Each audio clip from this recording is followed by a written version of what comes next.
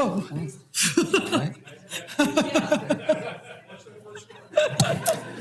Good evening, ladies and gentlemen. It has just turned 6 o'clock. Let me get to my, I'd like to call this meeting to order. First thing I would like to do is have you all join me in the Pledge of Allegiance. I pledge allegiance to the flag of the United States of America and to the republic for which it stands, one nation under God, indivisible, with liberty and justice for all. You may be seated. Thank you.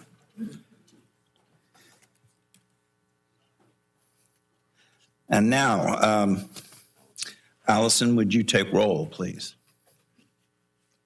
Committee member Novak.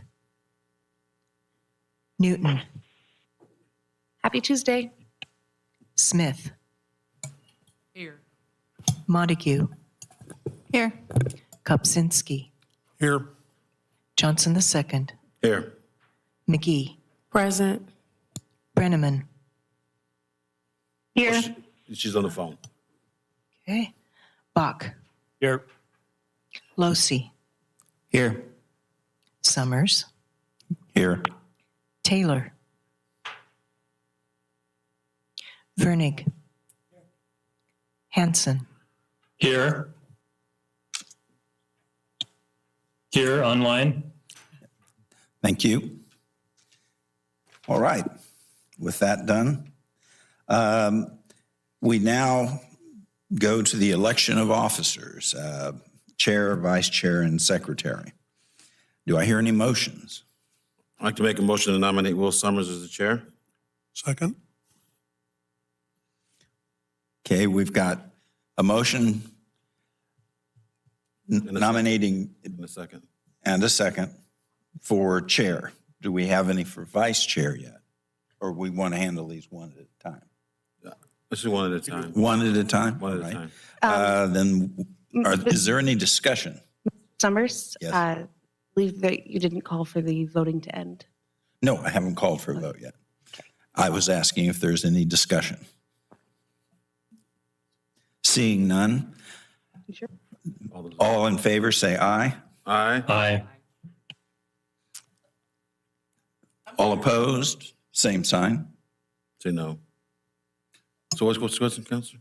Yeah, I'm sorry, I didn't, what were, run it back, I'm sorry. Oh, It was moving real fast, it was like some, at peanut gallery, so I'm just, can you start again? You said we nominated you, and then got second, and that's it, there was a motion and a second for just you? for just me. Okay, so- We're going to get the, we're doing these one at a time. So that's, and so again, did you have the, I will ask then for the vote again, give you that opportunity. All those in favor say aye. Aye. Aye. All opposed say nay. Thank you. The motion passes. And so now we'll go to vice chair. I want to nominate Mr. Vernick. Cool. I'm sorry, I didn't understand. Mr. Oh, I'll second. Okay. Any discussion? Seeing none, all in favor say aye. aye. Aye. Aye. Opposed, same sign, No, say no. or hearing none, the motion passes.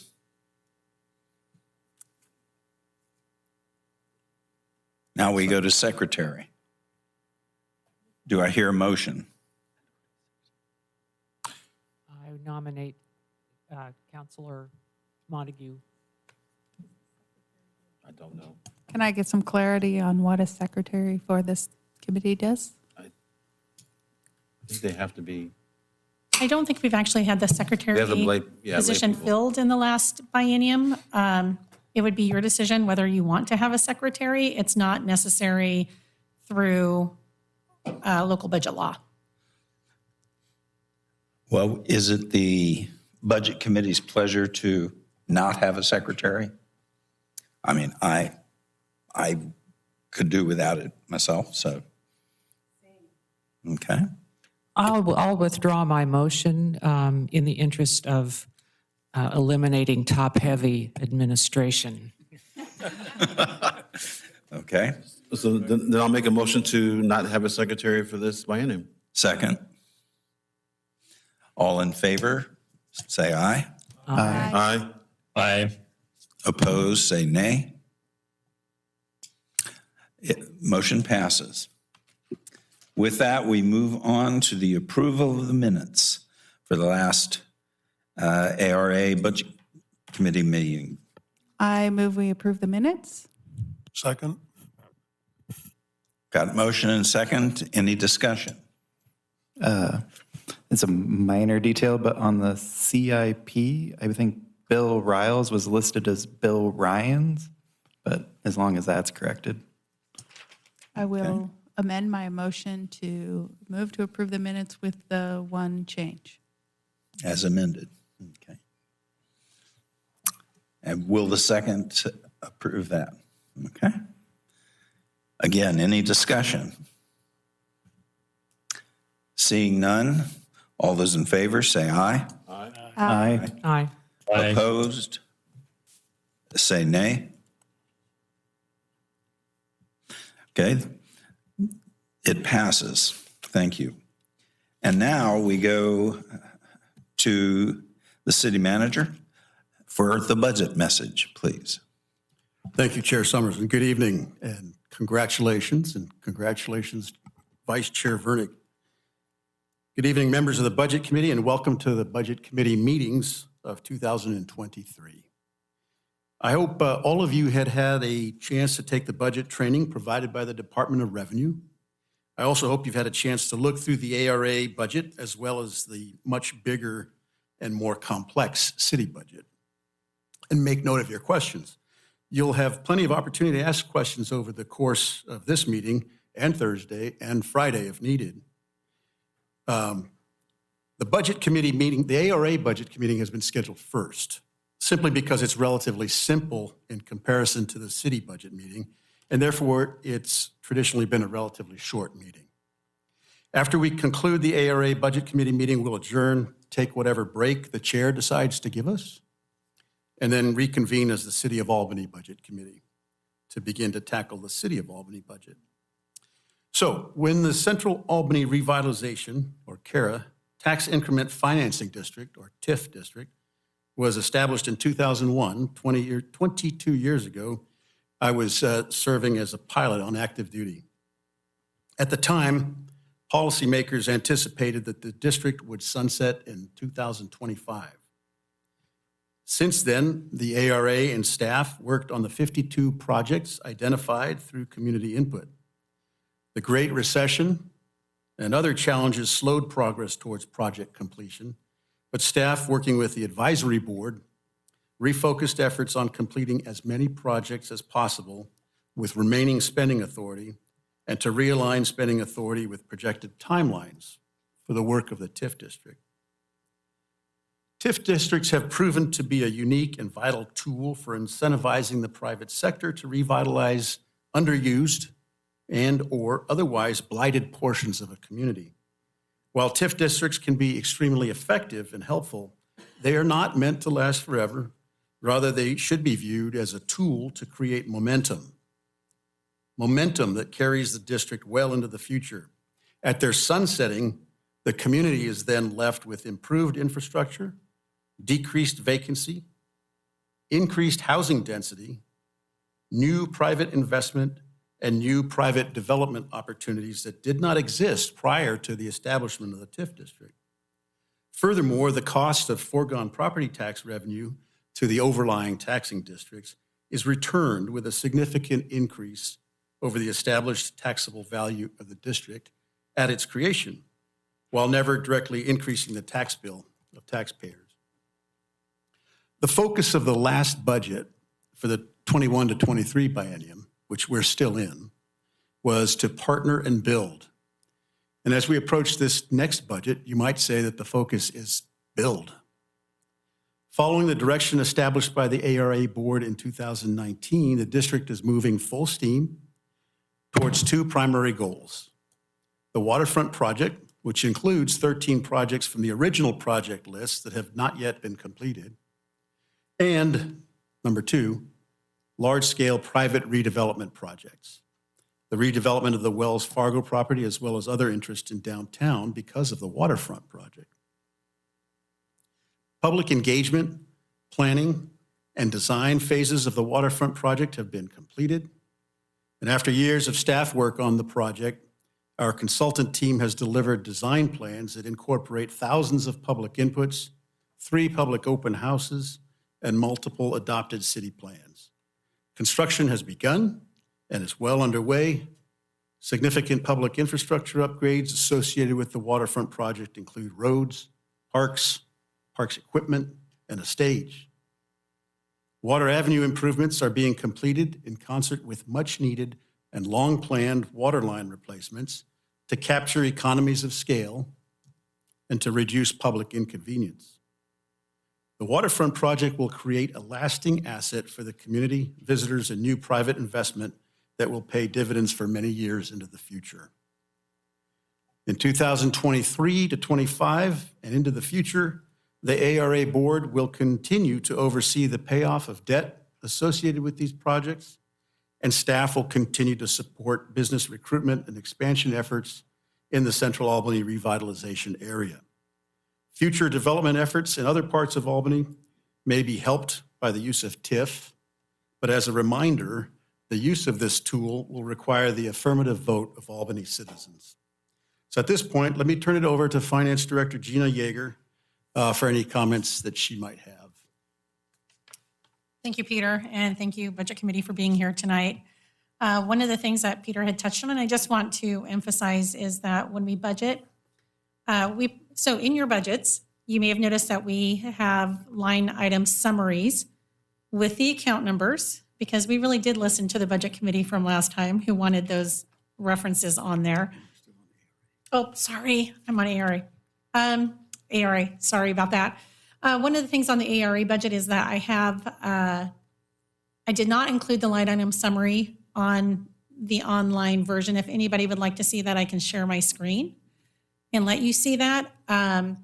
We had an issue where, because it had changed departments, it went from city manager's office to CD. We have some missing numbers in one of the columns, and we just wanted to get that corrected before we posted it. But if anybody would like to see it, like I said, I can share that information.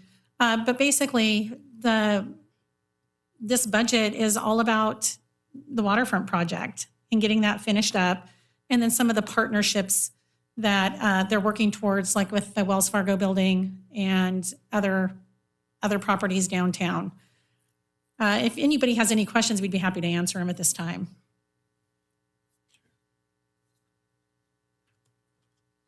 I just want to make sure that I understand correctly. We're not discussing the 2 million that are previously allocated to Wells Fargo building. Sorry, my microphone battery is going out. So I apologize if I'm breaking a little bit. I just want to make sure that I had that clear. If I understood you correctly, you were asking if we're discussing the Wells Fargo? We were talking about general partnerships, but you mentioned that the part of the money is going towards the waterfront. Correct. Okay. And the ARA will convene again, I think it's April 26th. 26. And discuss the Wells Fargo and plans. There are funds that are being budgeted for partnerships in the upcoming budget. You don't see it on the summary one that you have. Like I said, I'd be more than happy to share my screen if anybody would like to see the line item. I'd love that. Yeah, that'd be great. Okay, let me do that for you then. Again, there's no numbers in the 18-19 column. We need to get that fixed.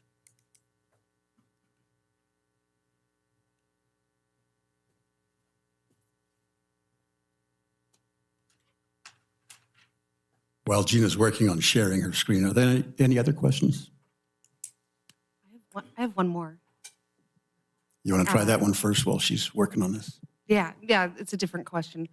Just in the, quick, few page documents that we got over for this meeting, the expenses, it mentioned that, ARA has no staff, has agreement with city's economic development staff to accomplish the work of the agency. As such, an annual transfer from the CARA budget to the economic development budget covers personnel cost. I just wanted to clarify that when we have our budget meeting next after this, it's not 100% CARA. It was, I think we have 193 coming from the TLT, correct? So you're asking if the staff that support CARA are paid out of CARA funds and TLT funds? Is that? Well, I know that they are, but it wasn't clear in the packet. I just wanted to make sure that everyone here Yeah. knew that. Okay, so I have the line item summary up on the screen. Can you shrink this box over here? Can you close that box to the left with the X up there? The box bookmarks. to the left. Oh, yep, sorry about that. You can shrink the other one also. I'm sorry? You can shrink the other one on the right. There's an arrow. I don't know that can I turn that one No, on? there's a right arrow right in the middle of the screen. Right in the middle of the, by where it says export PDF. She doesn't have the same screen as you. Oh, What's on her computer? Okay, oh, right there. There we go. Okay. Sorry about that, couldn't see that on my screen. All right, thank you. okay. Technical difficulties. Okay, so this is, I can make this a little bit smaller so you can see everything on it. Oh, you made it smaller for us. Make it larger. Make it larger. Make it larger? Oh, okay. A little bit more. Keep There we going. go. There you go. Is that good? Keep going. Keep going? There you go. That's Okay. perfect. It fits. It fits. I use it every day, so. We just lost a column. Did we? Yep, the last one. Did we? No, I don't think we did. Nope, the column's still there. It's still there. We got it. Okay. I got you. Okay. So most of these are just regular expenses that you're going to have, materials and supplies, advertising, copies, things like that. And then as you get down lower, you'll see that there are money set aside for partnerships. You have 1.5 million set aside for that. You have $1 million set aside for capital projects, and then the 18 million towards the waterfront project that is budgeted for the next biennium.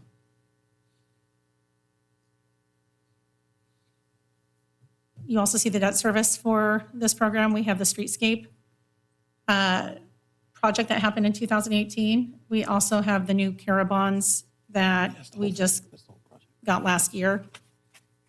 And we have debt service payments on those. Does anybody have a question about anything specific?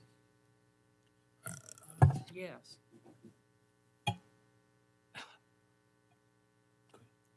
I don't recall discussion of setting money aside for partnerships. There were theoretical discussions, but I don't remember a specific direction to do that. So My last recollection was that everything henceforth is going to the waterfront project because costs are going up and revenues are not. And we would want to do as much as we can with what we have. That's what I recall. My memory may not be perfect. So I have a different recollection. We had a meeting and we talked about the Wells Fargo building and the St. Francis. And we had allocated roughly $4.5 million for that, and the remaining balance was go to the waterfront. And then the Wells Fargo piece fell apart. That money's still there. We spent $350,000, I guess, to demolish that. And the money set aside for St. Francis was still there, and Wells Fargo building. Well, and I will ask Seth to come forward and help explain this, but I would say that what CARA does is all of what CARA does, all of what we do through our TIF district is through partnerships. So any project we're working on is a partnership. So, Seth is there. So the funding that remains can be used for, and you will, again, or the ARA board will consider this at their next meeting or the May meeting, how to use that, what partnership to enter into to continue to accomplish those two big projects that I mentioned in my comments, which are the Water Avenue project and the associated projects that have been brought along or made possible by the Water Avenue replacement, and of course Wells Fargo too. So Seth, you want to comment on? Can you hear me now? Yeah. Yes. Verizon. Thank you for your questions. And Peter, I think your last point is well taken, in my opinion. That is, the ARA agency board will have an opportunity, particularly at the next meeting, to do some fine calculations about remaining funds. We've taken a pretty deep dive to have a strong handle on really what is left in the maximum spending authority, which you recall is a legally obligatory amount that the district can and should spend on anticipated projects. So there's a little fine tuning there. It's a little tricky sometimes because when we think about future projects, and we've been through this a number of times, at least in my tenure here, forecasting what we think projects may cost or partnerships may cost and budgeting are not always the same thing. And so during the budgeting process, we refined to the best of knowledge what we think projects will materialize to be. But as I've said many times, in the development world, nothing happens till it happens. It can sometimes be fluid, and sometimes things, change. And so projects don't always come to fruition the way we anticipated them to. So I'll just reiterate again the really somewhat detailed discussion on what partnerships or what remaining funds will be attributed to or committed to, I think will happen here. Not I think. On the 26th will be a great chance to dive into that with a little more depth. Not the exact purpose of this budgeting exercise. I think it's good. Oh, did you have a question? Any more questions? So what I think you're kind of saying is by putting the money in the partnerships bucket, it gives us a little more flexibility in what we want to do versus just putting it into the waterfront project. Then it's in our budget under that waterfront project. Doesn't necessarily give us that flexibility to do other things with it if those things come up or when we meet and talk about those things. That's a great summary, and I would just add that the agency, the council acting the agency, has not yet unanimously said we want to put any more resources to any one of these projects specifically. So yeah, discussion needs to be continued at our next meeting. Thank you.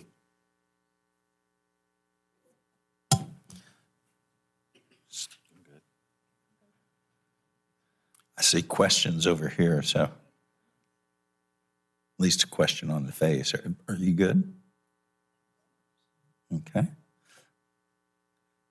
So we're giving permission to spend money on partnerships with this budget. Yeah. That's what you're saying. Well, when you go ahead, you were going to comment on. Yeah, so actually, the way that we budget here at the city is we budget at a program level.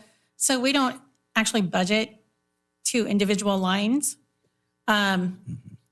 If the ARA were to decide in the future that they wanted to put all the money that's in this budget into one specific project, they could do that. But really, this is a really good way for us to help in the budget for what we believe our needs are going to be. So it's kind of a blueprint for us. But ultimately, because we budget to the program, we could use funds. We can be fairly flexible with those funds. But could I add something, Gina, if that's okay, Chair Summers?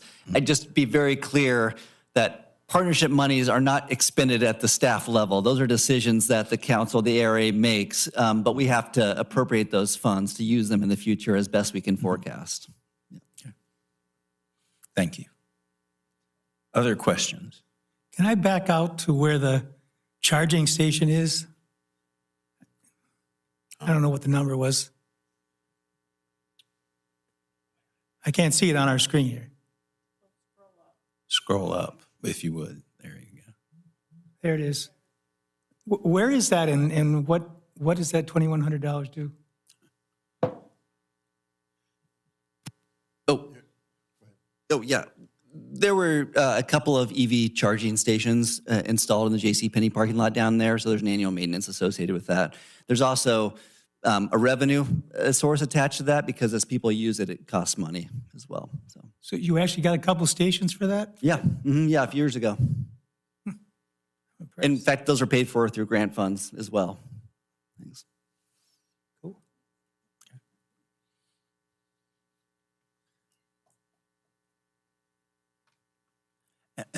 Is that all you have, Peter? That's it, Chair Summers. And just as a reminder, what the Budget Committee does is approve the budget, and then it has to be adopted by the governing body, which is the ARA Board.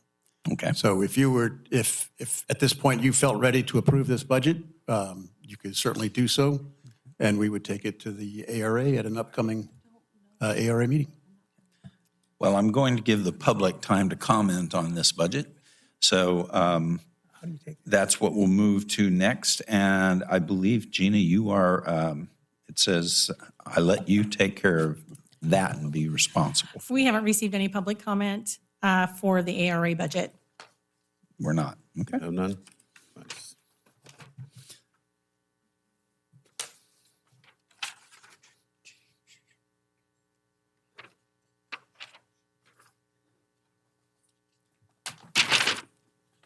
We have one person who wanted to speak, Lisa Grotto. That's what it says. Lisa, did you want to speak about the ARA budget? Please, come on. Okay.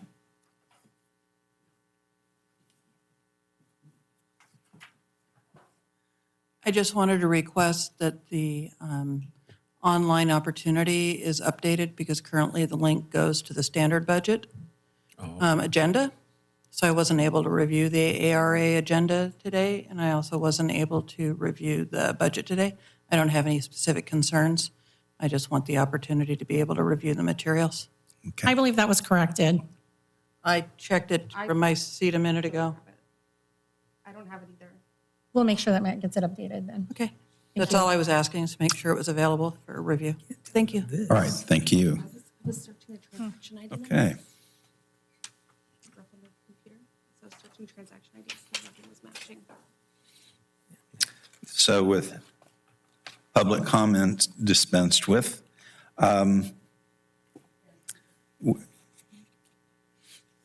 we've had a review of the budget. It's time, I would entertain a motion to approve this budget. I move to approve the budget as it stands. ARA budget as it stands. Thank you. Second. Okay. Been moved and seconded that we accept the ARA budget as it stands. Is there more discussion?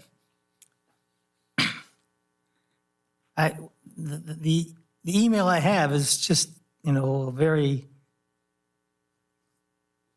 brief synopsis of that budget. I line item wise, I couldn't go through that in this time to really do justice to it.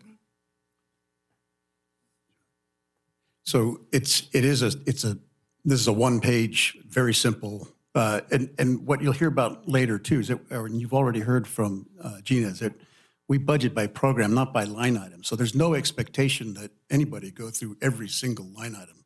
That would take forever. So it's the program, it's the discussion, it's the description of what the priorities are, where the focus is, that we're looking for feedback and ultimately approval. I guess I would have wanted to look at the line items. I thought that's what I was supposed to do. No, not at all. In fact, we would like the body to lift up and look strategically. Look at what the goals are. Look at how well we're accomplishing the goals of the urban renewal district, and in the case of the city, the goals of the city's strategic plan. You have a lot of department heads. We have a lot of, and we're straying. I should get back to ARA. You have staff in ARA who look at the various priorities and projects, and they budget accordingly. So the question is, are we making progress towards the goals of the urban renewal district?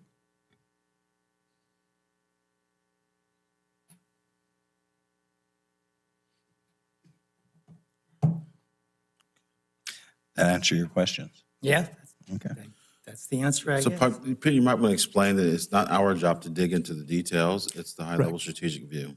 Yeah, and that's what I'm trying to say. Now, you know, and let me go to the city. With the city, you have a strategic plan.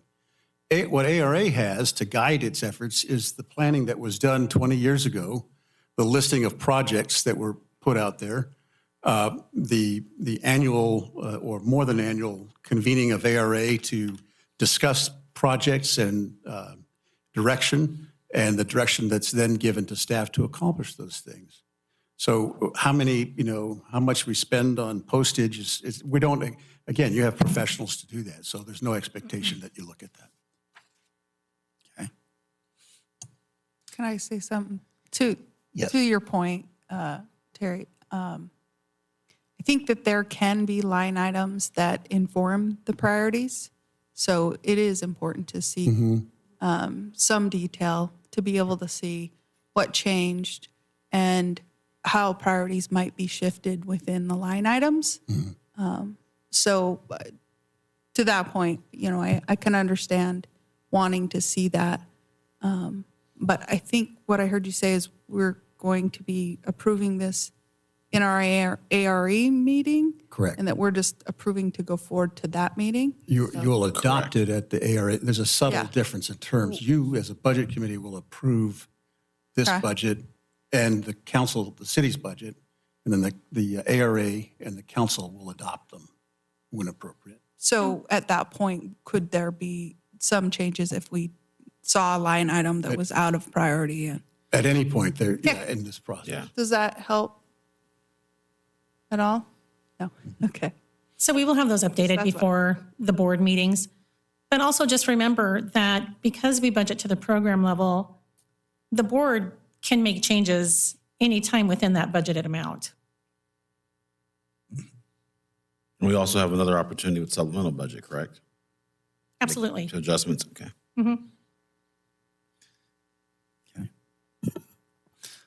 So this call is to vote to approve this budget.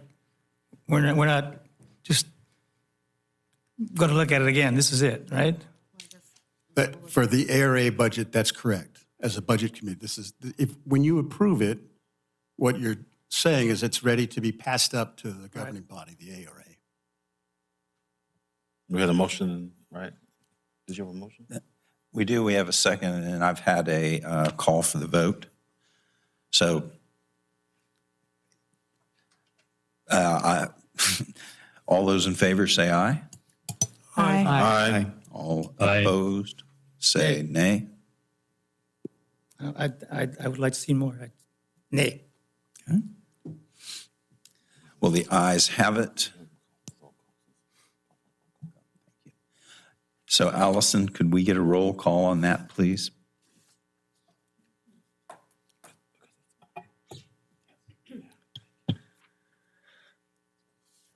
Committee Member Newton.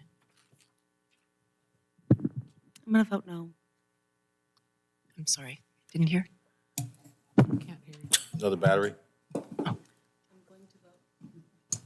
I'm going to vote no. Thank you. Smith. Yes. Montague. Yes. Kopsinski. Yes. Johnson II. Yes. McGee. Yes. Brenneman. Yes. Bach. Yes. Losi. Yes. Summers. Yes. Taylor. Yes. Vernig. Is me? No. Hanson. Yes. Thank you. All right. Thank you, and the ayes have it. So motion passes. You read the next one here. Okay. Next meeting.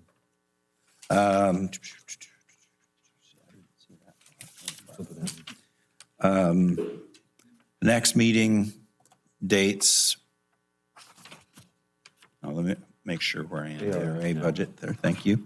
So the backside. April 20th at 6 p.m. We also have one at April 21st at 6 PM if necessary.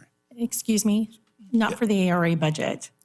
If you've approved the ARA budget, then we're done with it Okay. for budget Well, committee. it was on the agenda, that's why you read it. In case you had needed to go further. So we're done. Okay, so we're done. So you're done with there. So So going to adjourn we are going to adjourn the ARA Budget Committee meeting at 6:35. at, thank you, at 6:35. And I'm going to take a short break. Give them 5 minutes bio break. So we'll take a short break, 5 minutes.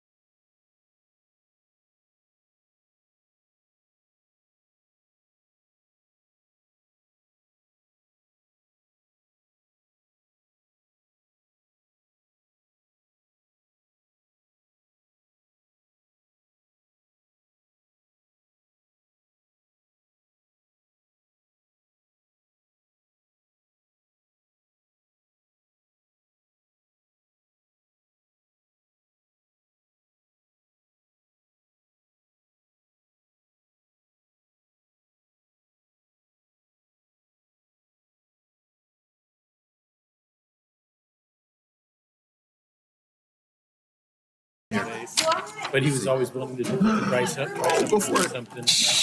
Didn't matter if it was Got you, man. 98 or Thank you, sir. he had a good time. It was 98. Definitely. You got good genes that you can rely on. That's what my wife keeps telling me. How old are you? 73. Okay, I I'm had not 74, noticed that, turned but- 75 in September. That's got the sign up on my name up there. Okay. It says DOD. It's not on there right now. It says And DOD. and It's on this. now I saw the same one. we will convene the Budget Committee meeting. So I will call this meeting to order at, according to my clock, 6:42. Thank you. Would you join me in the Pledge of Allegiance? That was a separate meeting. I pledge allegiance to the flag of the United States of America and to the republic for which it stands, one nation under God, indivisible, with liberty and justice for all.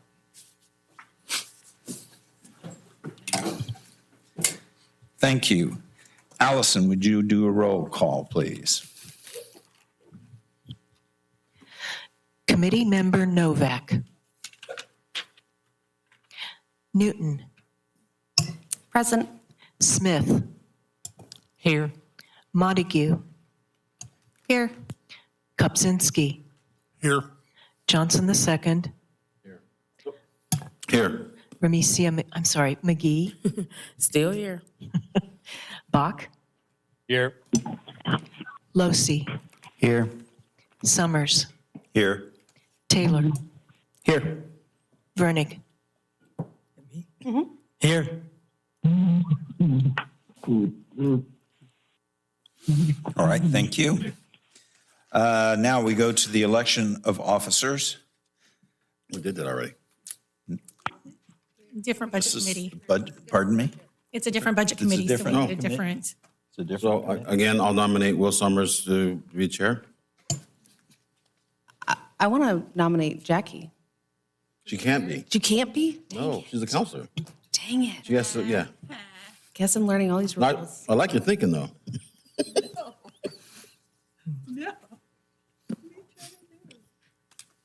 I'll second the nomination for Will. All right, we have a motion and a second. All in favor, say aye. Aye. Aye. Opposed, same sign. Thank you, it passes. Now we move on to vice chair. I'll nominate Mr. Vernick. A second. Okay. I hear no others, so we have a motion and a second. All those in favor, say aye. Aye. Aye. Aye. Opposed, same sign. Thank you. We have vice chair. Are there any other nominations that we want to make?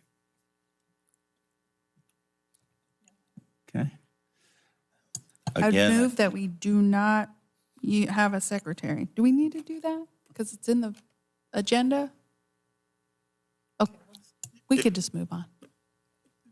Yeah, you could if you want, but if it's probably the clean thing to do since it's on the agenda and as part of the officers, Okay. you should address it. I move we don't have a secretary. I'll second it. Did you already second it? Okay. Okay. Tried to. Got a motion on the floor. Second, any discussion to that?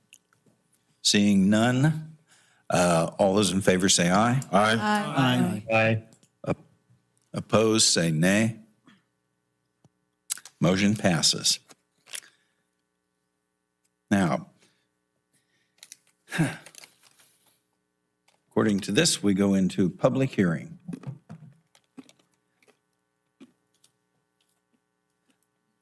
So I declare the public hearing opened at 6:46. Okay. And this is on state shared revenues. And because there is no one signed up here, I'm going to close that part of the public hearing at 6:46. Now, we move on to the approval of the minutes. And do we need, I think we have, There's a bunch of them. we have 6 different sets of minutes. Peter, do we need to vote on each set, or can we do them combined? Oh, you can combine them. Okay. I move we approve all 6 minutes. Second. Any discussion? I do have one point. There are a couple misspellings on some names in the minutes. So would it be okay to amend the motion to approve the minutes with corrections on attendees' names? I would agree to that. I move we approve the minutes with the corrections on names. Would you be okay with that? Is our second? Okay. Our second is okay with that. So, thank you. All right. That was spelling of names? Yes, correct. Okay. All right.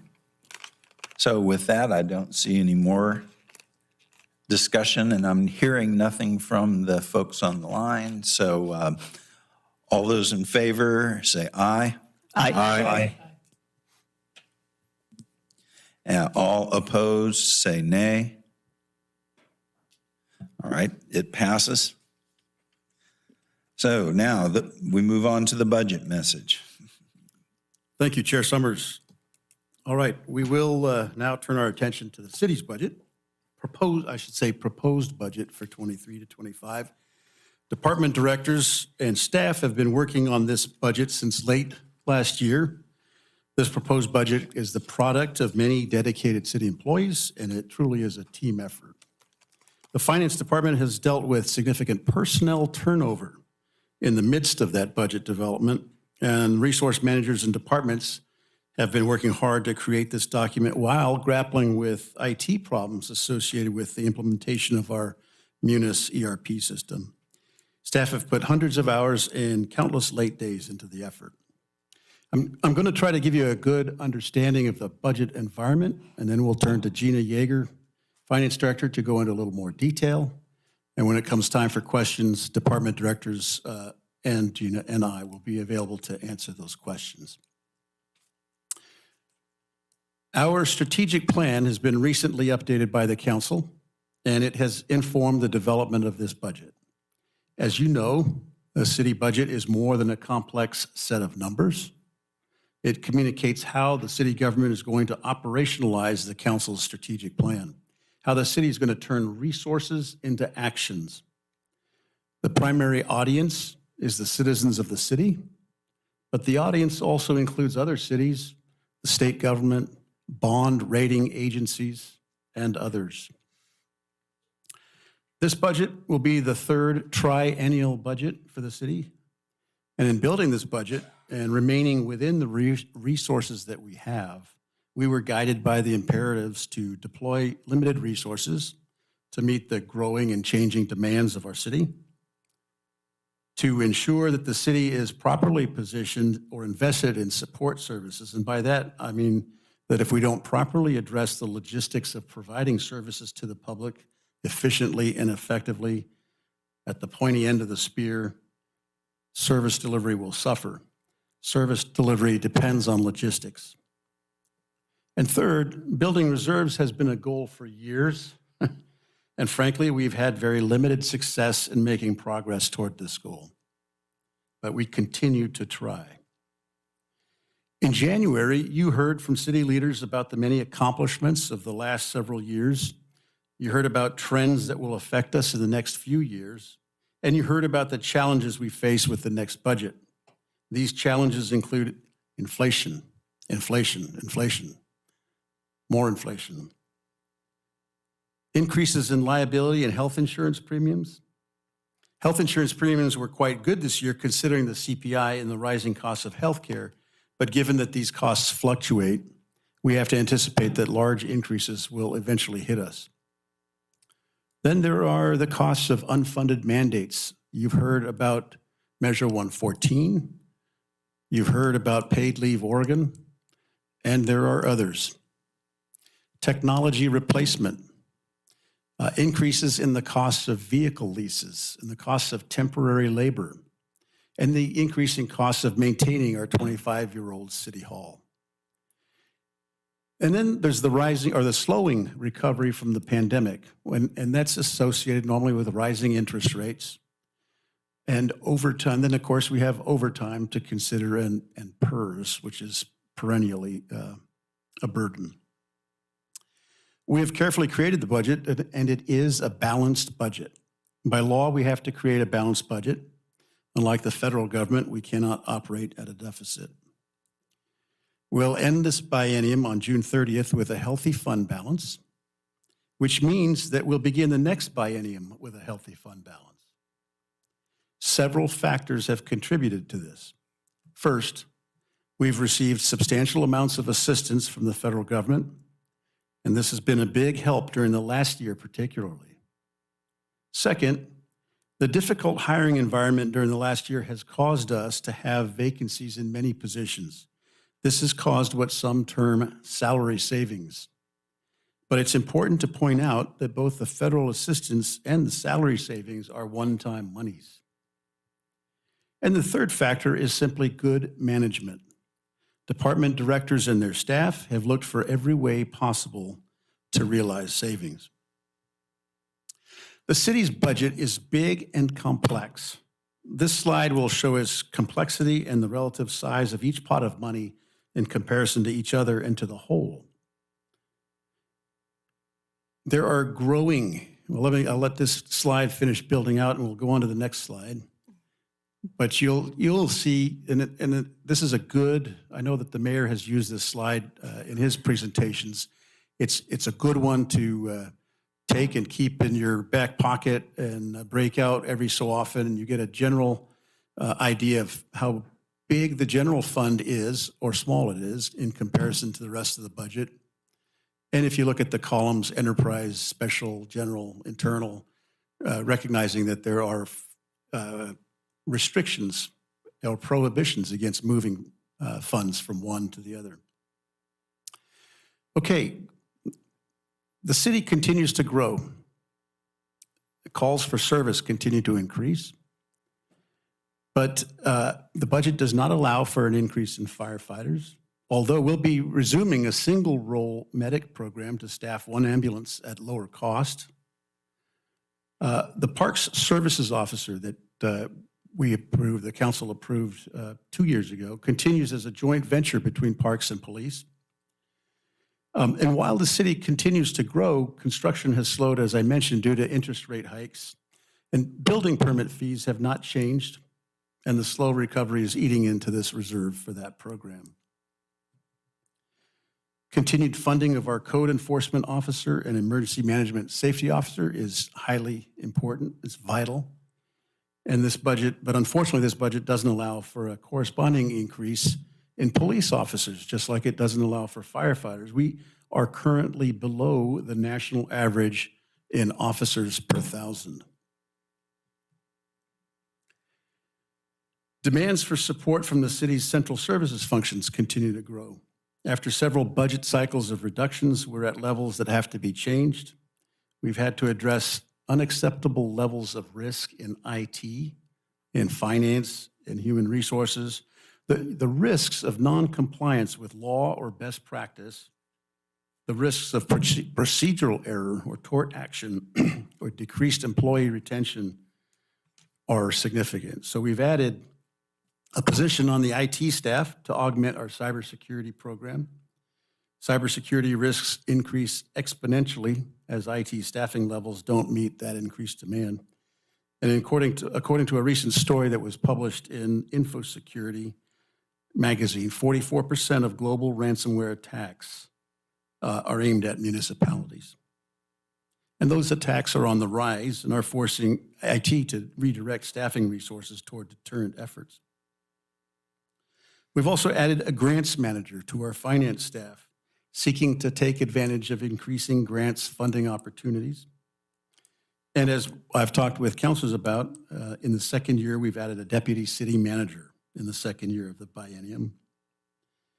And council has already approved an HR position earlier this year to address growing mandates such as Paid Leave Oregon. We continue to face challenges in hiring, which creates capacity issues in any department that's experiencing that difficulty, and they all are. This can create savings, as I mentioned before, but it can also create additional overtime, lost capability, and staff burnout. In the fire department, it's led to the establishment of a volunteer apprenticeship program in cooperation with Tangent Fire Department. But a deputy fire marshal position stays intentionally unbudgeted after the position was cut in the last biennium, and that negatively affects our community risk reduction efforts. A training lieutenant position also remains unfunded in the fire department. No staffing has been restored to the Parks Department, but this has allowed Parks to make some progress on their deferred maintenance backlog. And notably, we're having a very difficult time recruiting for positions that require a commercial driver's license, and that affects transit, of course, but also most of our maintenance positions in public works and parks.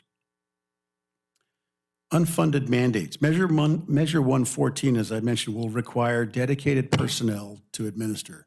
It's currently on hold and going through, I think, some judicial challenges. Paid Leave Oregon is going to add to the costs of doing business significantly. HB 3115 will require us to designate a camping area for the homeless, and it's unclear yet what that cost will be. And Measure 110 continues to add fuel to the homelessness fire, as does Senate Bill 48. Executive Order 20-04 and the resulting climate-friendly and equitable communities rule, compliance associated with that is another unfunded mandate. The rising costs that I mentioned, here's a few of them. Although they remain flat, PERS costs continue to be burdensome. They had been rising, and the PERS problem is well known. There's a light at the end of the PERS tunnel, but it's not until the 25 to 27 biennium, and then it's just a faint light. But that's when the burden of supporting PERS is expected to begin to decrease.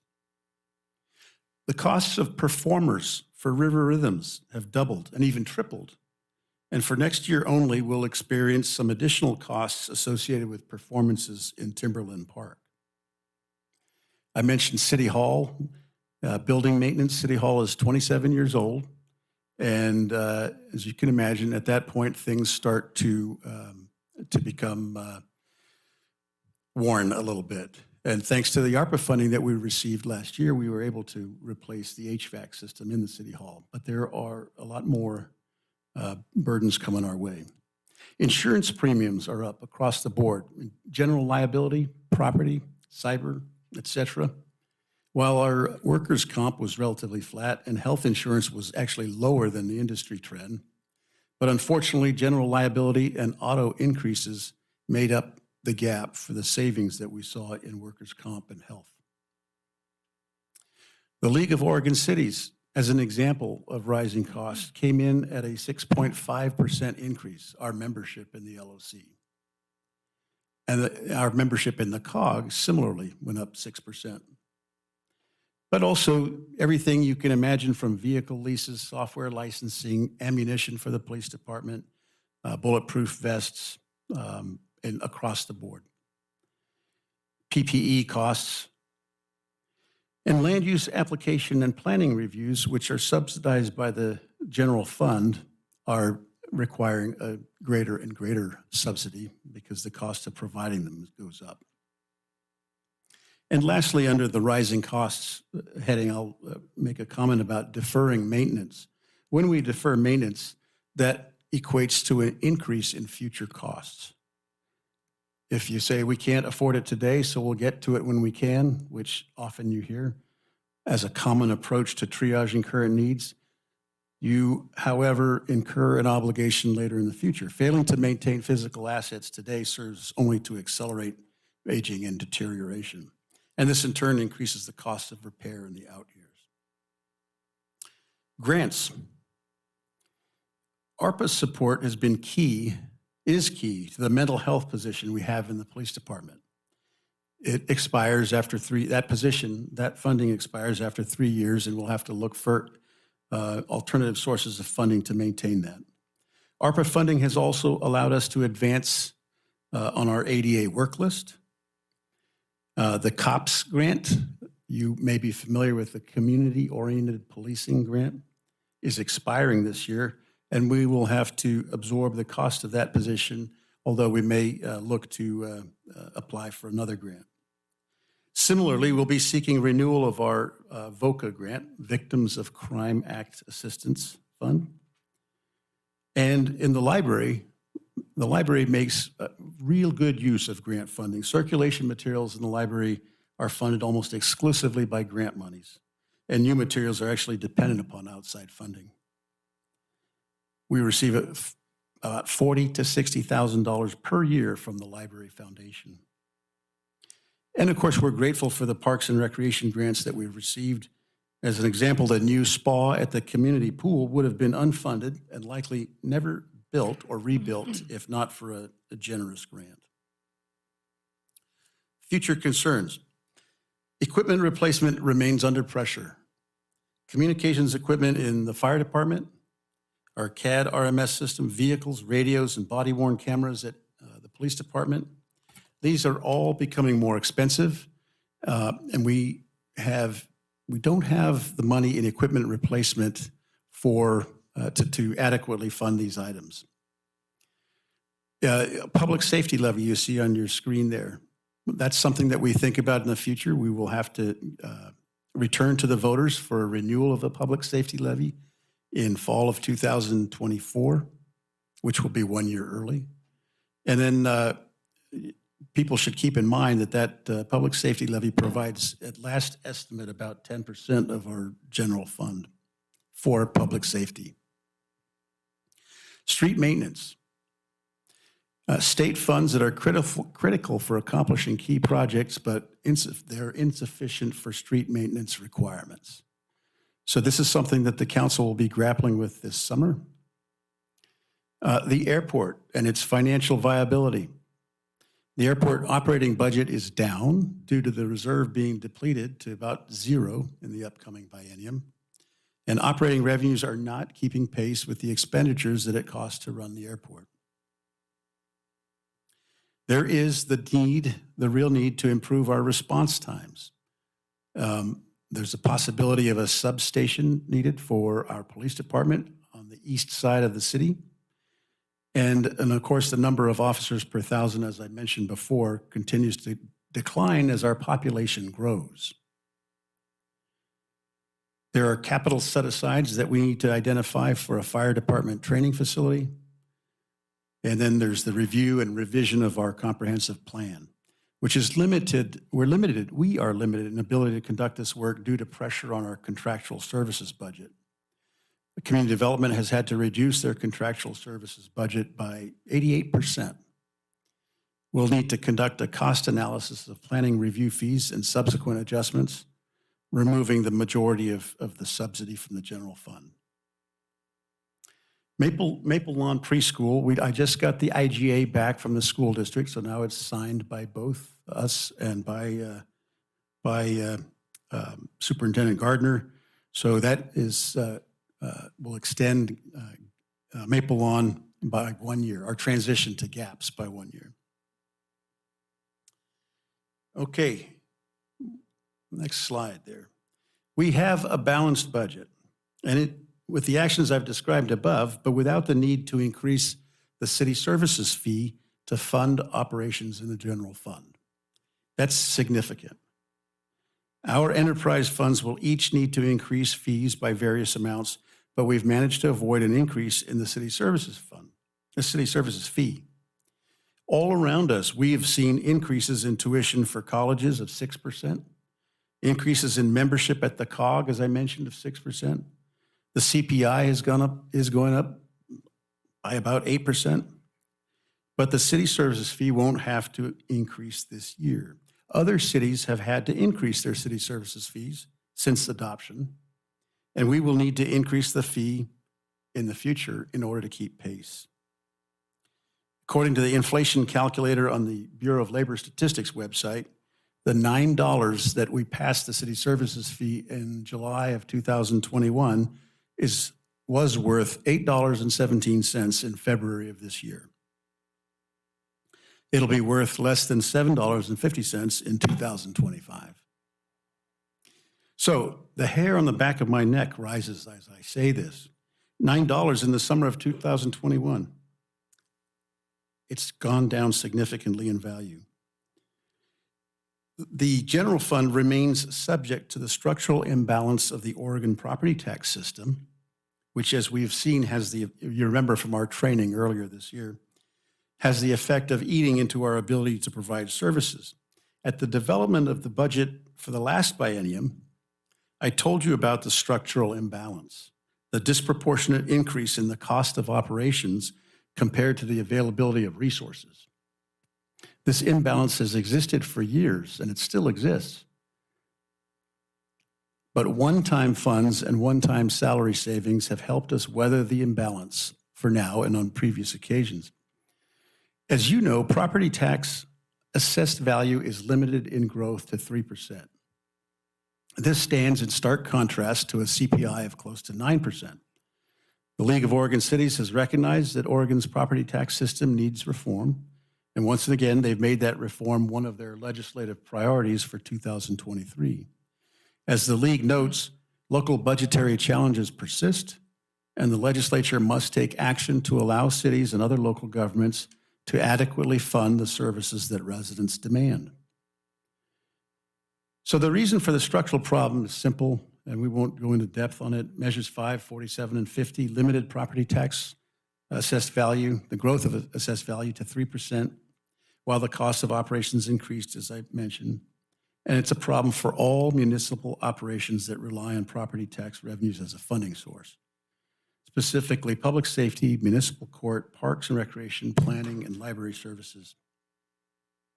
But with the implementation of the city services fee, the funding for the general fund has been diversified. Structural imbalance remains, but it's less of an imbalance. The city services fee has provided some diversification in revenue, but it will need to increase in the next biennium.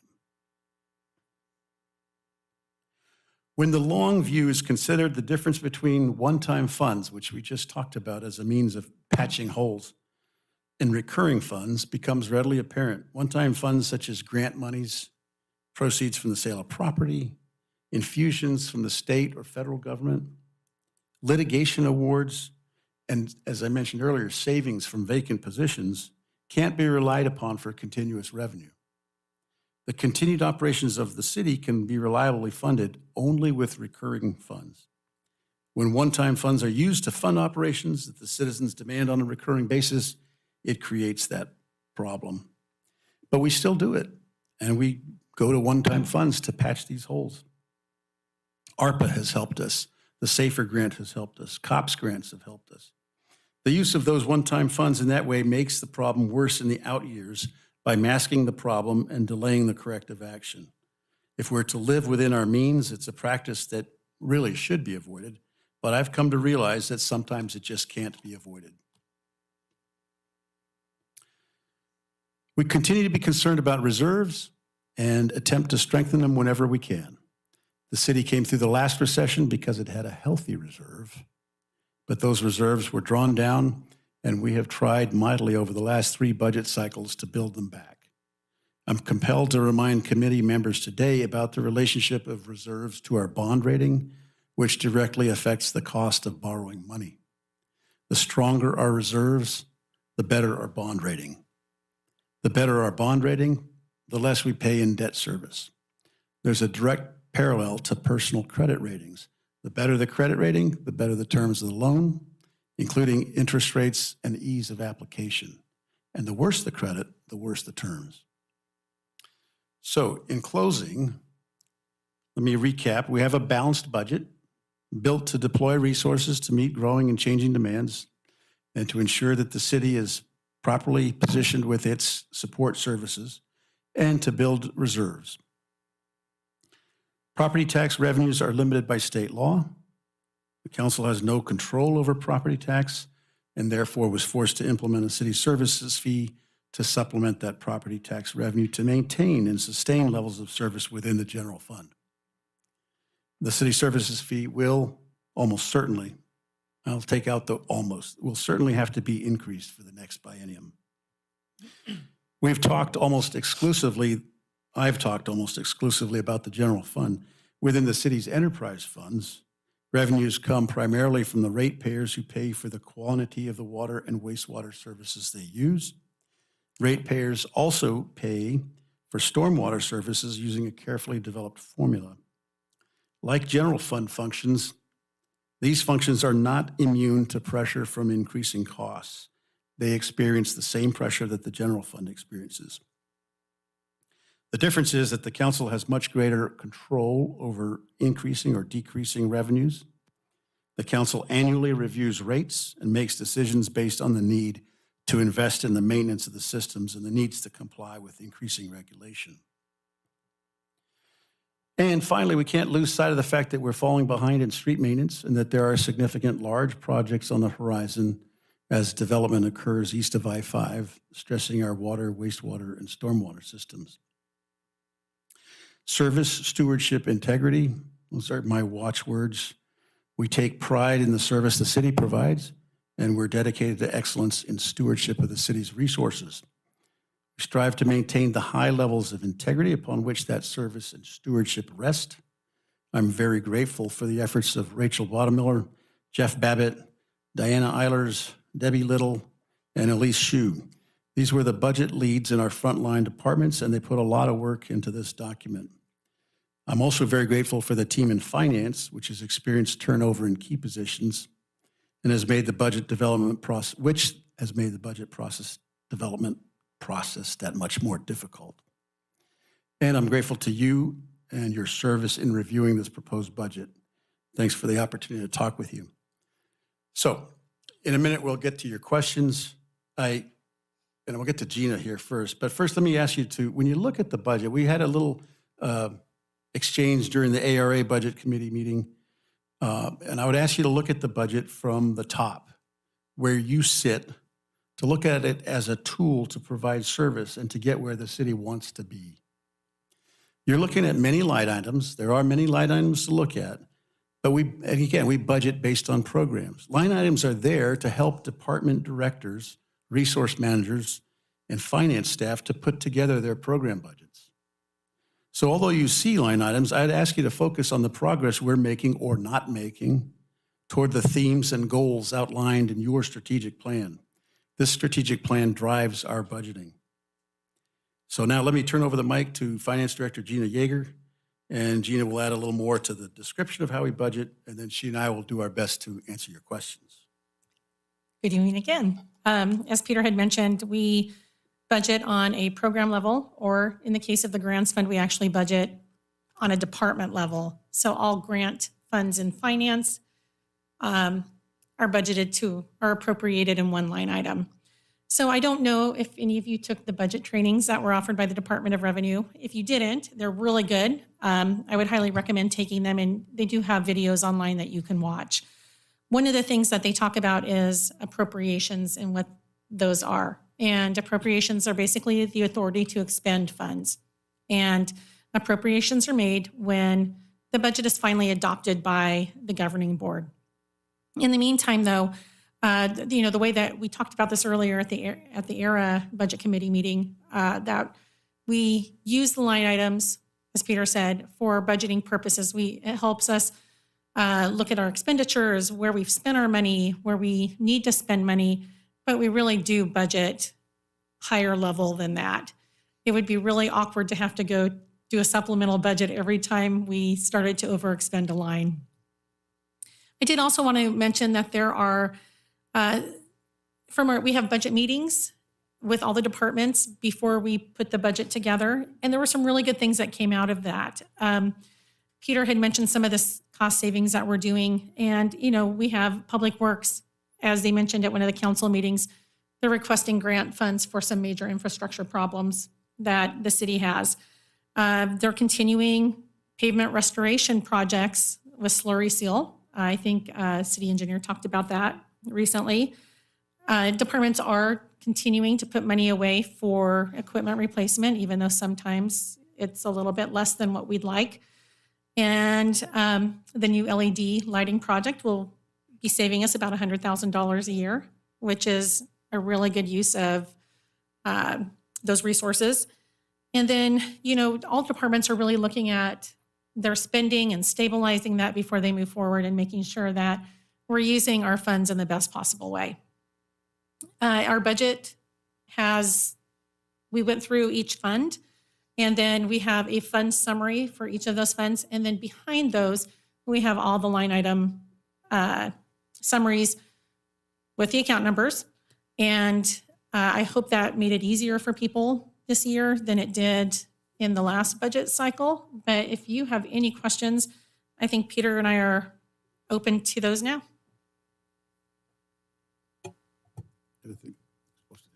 Chair Summers, I have a question. We can do that now. Peter, could you repeat the value of the $9 a month city services fee now and I think you said in 2025? Yeah. I got the $8.17 for, $7.50, I thought is what he said. was it? I knew it was, Yeah, yes, so the $9 that was implemented in July of 2021 was worth $8.17 in February of 2023. Their calculator the BLS calculator only has CPI data through February at this point. And then just by calculation, it'll be worth less than $7.50 in 2025. Thank you. I'll tell that to my constituent who keeps asking when we're going to repeal it.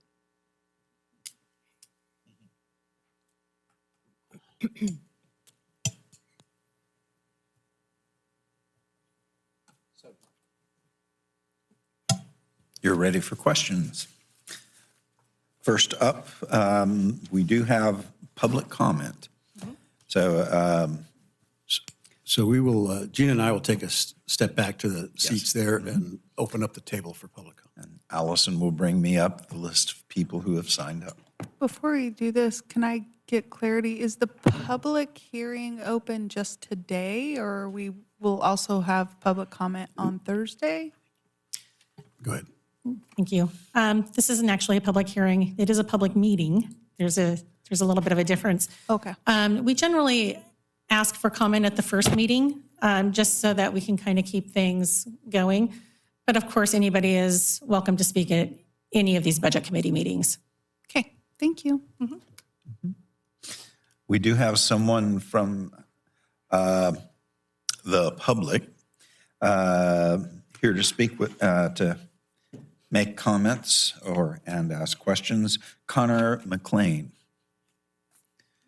And while it is the norm to do 3 minutes, Connor spoke with the mayor and myself, and we're going to give him 4 minutes. So, There's only one person signed up to speak. So. yep, there's only one person. So Thank you for that. Okay, let me get my timer ready and start the timer, please. All right. Hello, everyone. My name is Connor McLean. I am the president of the Albany Visitors Association, and I also run Spring Hill Cellars Winery in North Albany. And I am encouraging you to allocate more resources to the marketing and promotion of Albany visitor industry shown in economic development budget. I can provide the line item by request on page 152. We would like to ensure that there are adequate funds for marketing and promotion regardless of what organization provides these services. Recently, the AVA was cut. The AVA budget was cut to account for lower TLT revenues, but those revenues are now as strong as ever. During the pandemic, the AVA made cuts in personnel, but was able to provide a higher level of service using fewer city resources because of programs and grants available during the pandemic, which are no longer available. Now that the TLT is strong, we hope you will consider investing those funds back into the industry that generates TLT. In 2020, a loan from the Economic Opportunity Fund also helped to fund these services. Since June 2021, TLT revenues have been at an all-time high, and the loan was paid off entirely in 2022. The loan was not just for marketing, but also paid for ADA and city staff wages. The entire amount of the 10-year loan was paid back in 2 years, strictly from TLT revenues. We commend City Council for investing in this industry, anticipating return of revenue through TLT, and seeing those dollars available for other investments. City staff has rightfully been conservative in estimating TLT revenues for budgeting purposes. Those estimates allowed for additional revenues to apply to city expenses, which have increased significantly over the years. Those same low estimates allow for a beginning balance of $750,000 in unbudgeted revenues to start off the next biennium. With inflation impacting everyone and prices 6% higher than last year, we request that the Budget Committee recommend that the City Council adjust the amount dedicated to marketing and promotion to account for the increase in costs at a conservative level of 3% increase each year from the fiscal year 2018. While the costs of the city for staffing alone are increasing by 22% from the last biennium and 61% from the previous biennium, the budget for marketing and promotion has been held below 2018 levels. This request would account for about $213,000 to be redirected from TLT revenues, with a minimum of nearly $981,000 going to marketing and promotions over the next biennium. These funds could be transferred from the excess revenues anticipated and currently directed to the new line item of future activities reserves at around $528,000, and the 385% increase in the line item economic development reserves of roughly $575,000. This would still allow for about $890,000 to be allocated to those line items, and if the return on investment is met, the TLT will be higher than the conservative budget amounts, and there will be even more to allocate to these reserves in the future. Even if there is no increase in TLT revenues over the next 2 years, there will be in excess of $572,100 unbudgeted funds that can be used at the discretion of the council. On a personal note, with a decade of experience in the tourism industry, I can also say that the value of the ABA cannot be and should not be solely determined by the commonly used heads in beds narrative. Travelers and residents rely on the AVA to direct them to local businesses and attractions, which directly supports the economy outside of the lodging industry and encourages people who may not be staying here to consider doing so in the future. I'm happy to answer any questions you have with the help of our director, Rebecca Bond. What was that page number again? Page number 152, line item number 2111-5060-603-660. Yeah. If I can see this better over here, so. 6603. 2-5011-5060-603-660. Okay. It's under the marketing and tourism. Okay, thank you. There it is.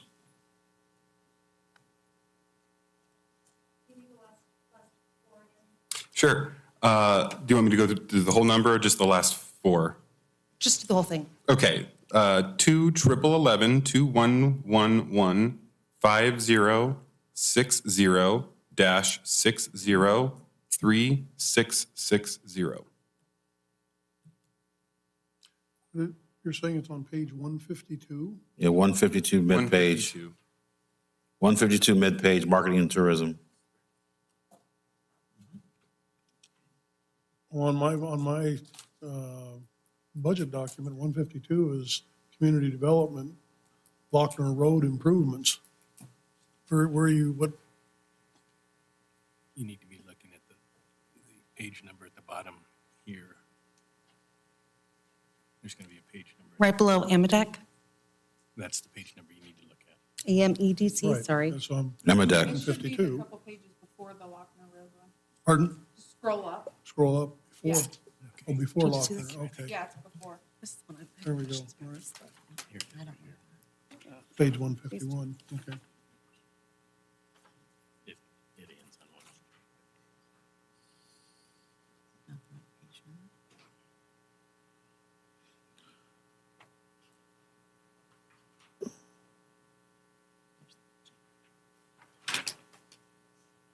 Oh crap, what happened here? Oh, that was weird.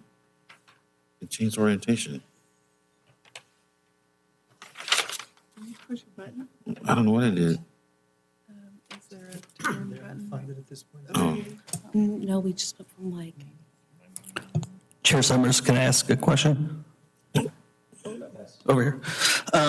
So Connor, your request is 3% over year from the 2018 actuals? Correct. Okay, because the line shows 0 on my screen for the marketing, so that would be the AVA, ADA combined total from 2018, or what would we be looking at as a reference? So, can you hear me okay? I'm Rebecca Bond with the Albany Yes. Visitors Association.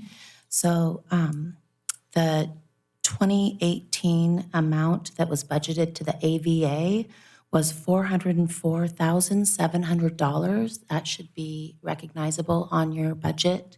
I'm pulling that up online now instead of the copy that I downloaded to make sure it's the right page number.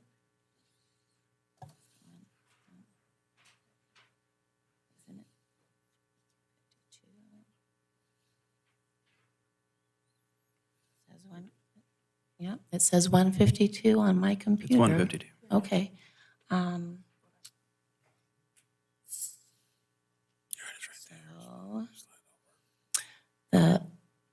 Sorry, I'm referencing some documents here. The Albany Visitors Association line item was eliminated for the next biennium, and the reason is because we're now going out for an RFP with the new TLT policy. So it's not guaranteed it goes to the Albany Visitors Association. So it made sense to move that amount, that line item, down to the marketing and tourism promotion for whoever serves that purpose. But we were referring to the amount that was previously used by the Albany Visitors Association for these services.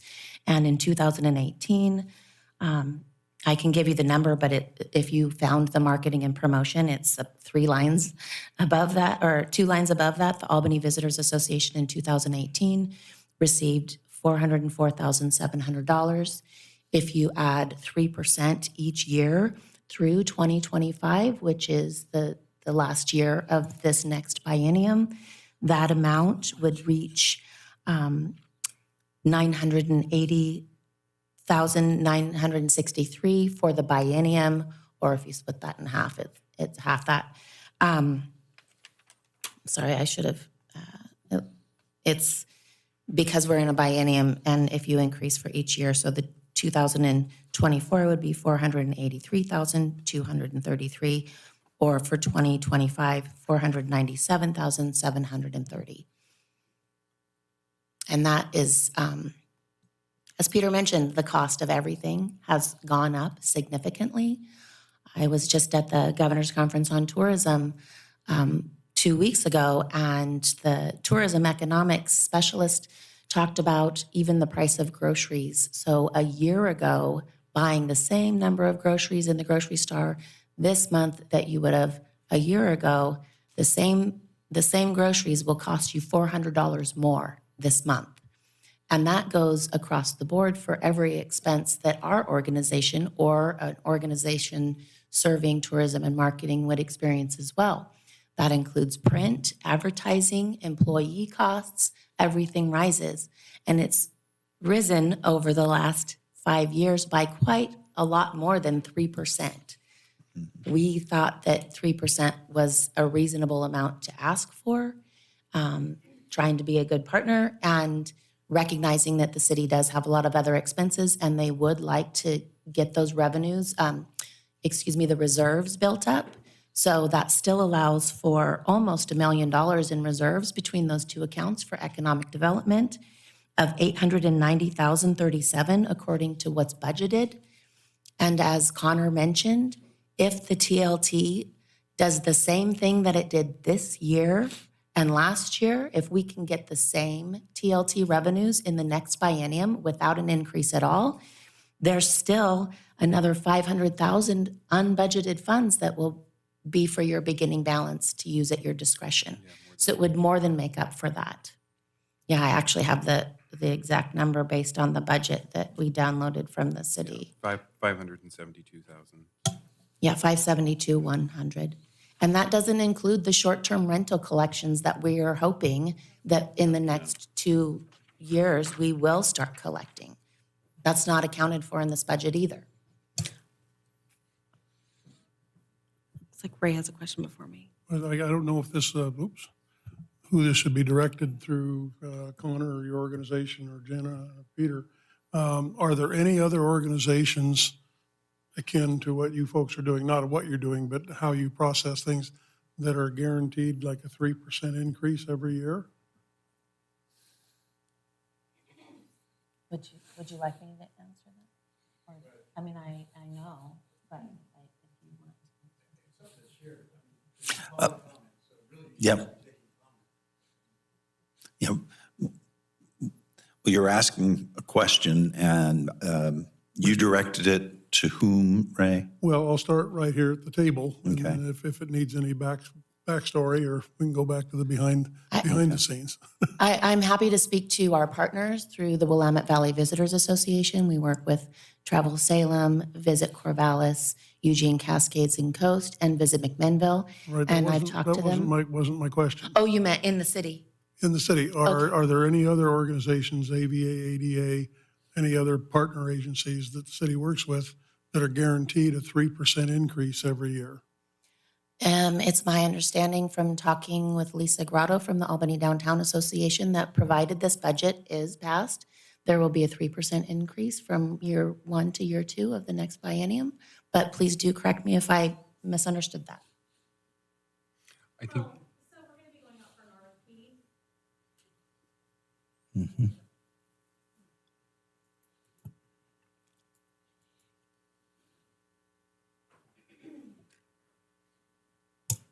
Okay, so we're going to be going out for an RFP for these services. And what that increase is going to be dependent upon what we negotiate with the person who wins the best responder, the one that the city chooses to work with. So at this point, we can't say that there's going to be a guaranteed 3% increase year over year.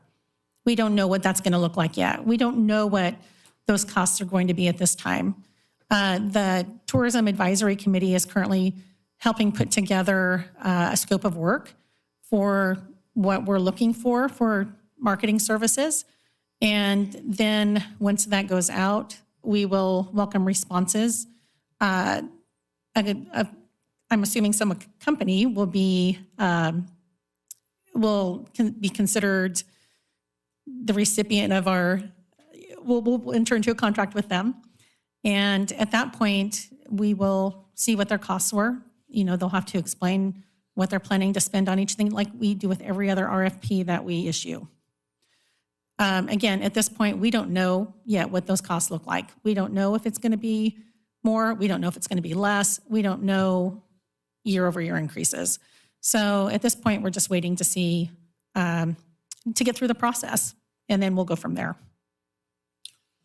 So, Thank you.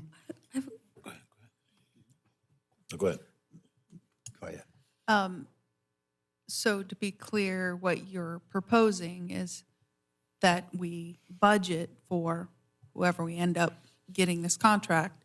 Your suggestion is that we contract, or that we budget for at least a 3% increase year over year since 2018, increasing it to the 900,000 or whatever you said. That gives us more room to negotiate for a correct. larger contract. if Correct. needed. We are recommending that the budget allows for $980,963. You can round that because it would make it easier. For whoever gets the contract, just looking at what the expenses were 5 years ago and how they've increased and what services you might want. Thank you. Yes. I have a question. So I'm not sure who this question is for. You mentioned McMinnville, so I quickly looked up their budget, and they have in there, they explicitly state the Visit McMinnville. I thought the TLT, and this was like a statewide thing. Why is the city of Albany doing an RFP? I guess that maybe wasn't really clear to me, like why is it? Sheriff, I would recommend if you're done with public comment. I just was curious. Okay. Okay, and that way you can ask that question and we can find out that. So are there any more questions for the folks at the AVA? I do have. How have you been operating with being able to be resourceful in the time that you haven't had the money? So during the pandemic, you're asking with the cut budget.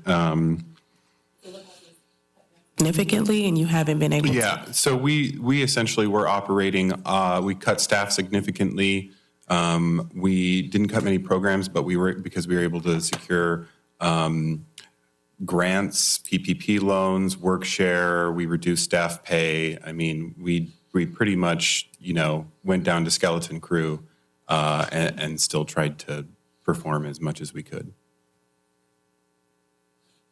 But a lot of those were one-time funds, am I Yeah, correct? those programs are no longer available. Okay.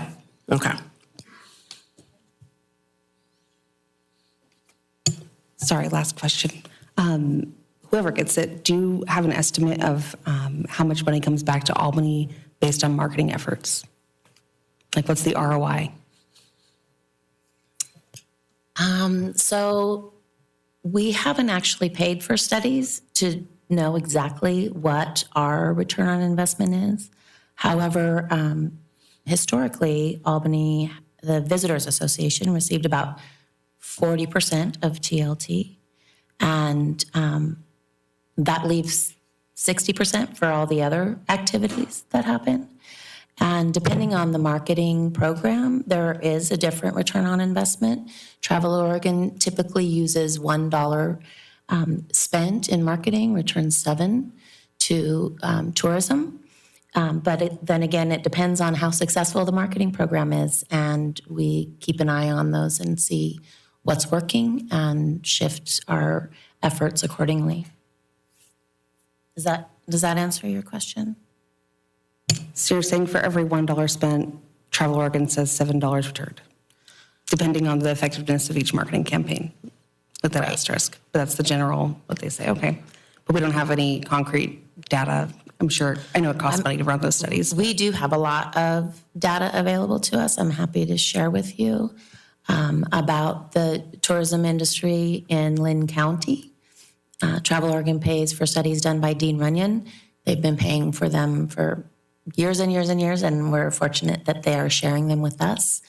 They also pay for a STAR report, which tells us what our occupancy is and our average daily rate for our hotels in Lynn County. Most of those come from Albany, so we do have a lot of statistics available that I can provide. Albany does benefit a lot from tourism. As you know, we get over $1.2 million a year typically for lodging tax, and that has been growing. We had an all-time high in 2021 and now again in 2022. I think we have those numbers available too. I can share with you if, although you have proof in front of you. The TLT revenues actually collected in 2021-23 were, for the biennium, over $3 million. While the AVA budget, which was in charge of marketing and promotion, was at the 400,000, about 400,000. So. Thank you. Any other questions? Any other questions for these folks? I have questions for the staff when they come back up. All right. So thank you so much. Thank you for your time. Chair Summers, Yes. it's your clerk. We have a member of the public waiting online to testify virtually. If you will call on Maddie McGregor. Thank you. Maddie McGregor, would you make your comments, please? And could we get the timer going again, please? Okay. Hello and good evening, and thank you for allowing me to speak this evening. My name is Maddie McGregor, and I'm a member of the Board of Directors of the Albany Visitors Association, and I also participate on the Albany Arts Commission Board. Albany is a great place to work and play. It's also a wonderful place to visit, and great things are really on our horizon. We truly hope that you will consider increasing the marketing and promotion line item in the economic development budget to help support the visitor industry in Albany and its new attractions, including restaurants and possibly even hotels coming in the near future. As Connor and Rebecca mentioned, the AVA is not the guaranteed contractor to receive the funds now that we have an RFP process in place. So increasing the marketing and promotion line item will ensure that whatever organization does take on this charge will be equipped with adequate funds to provide the same level of service provided in 2018.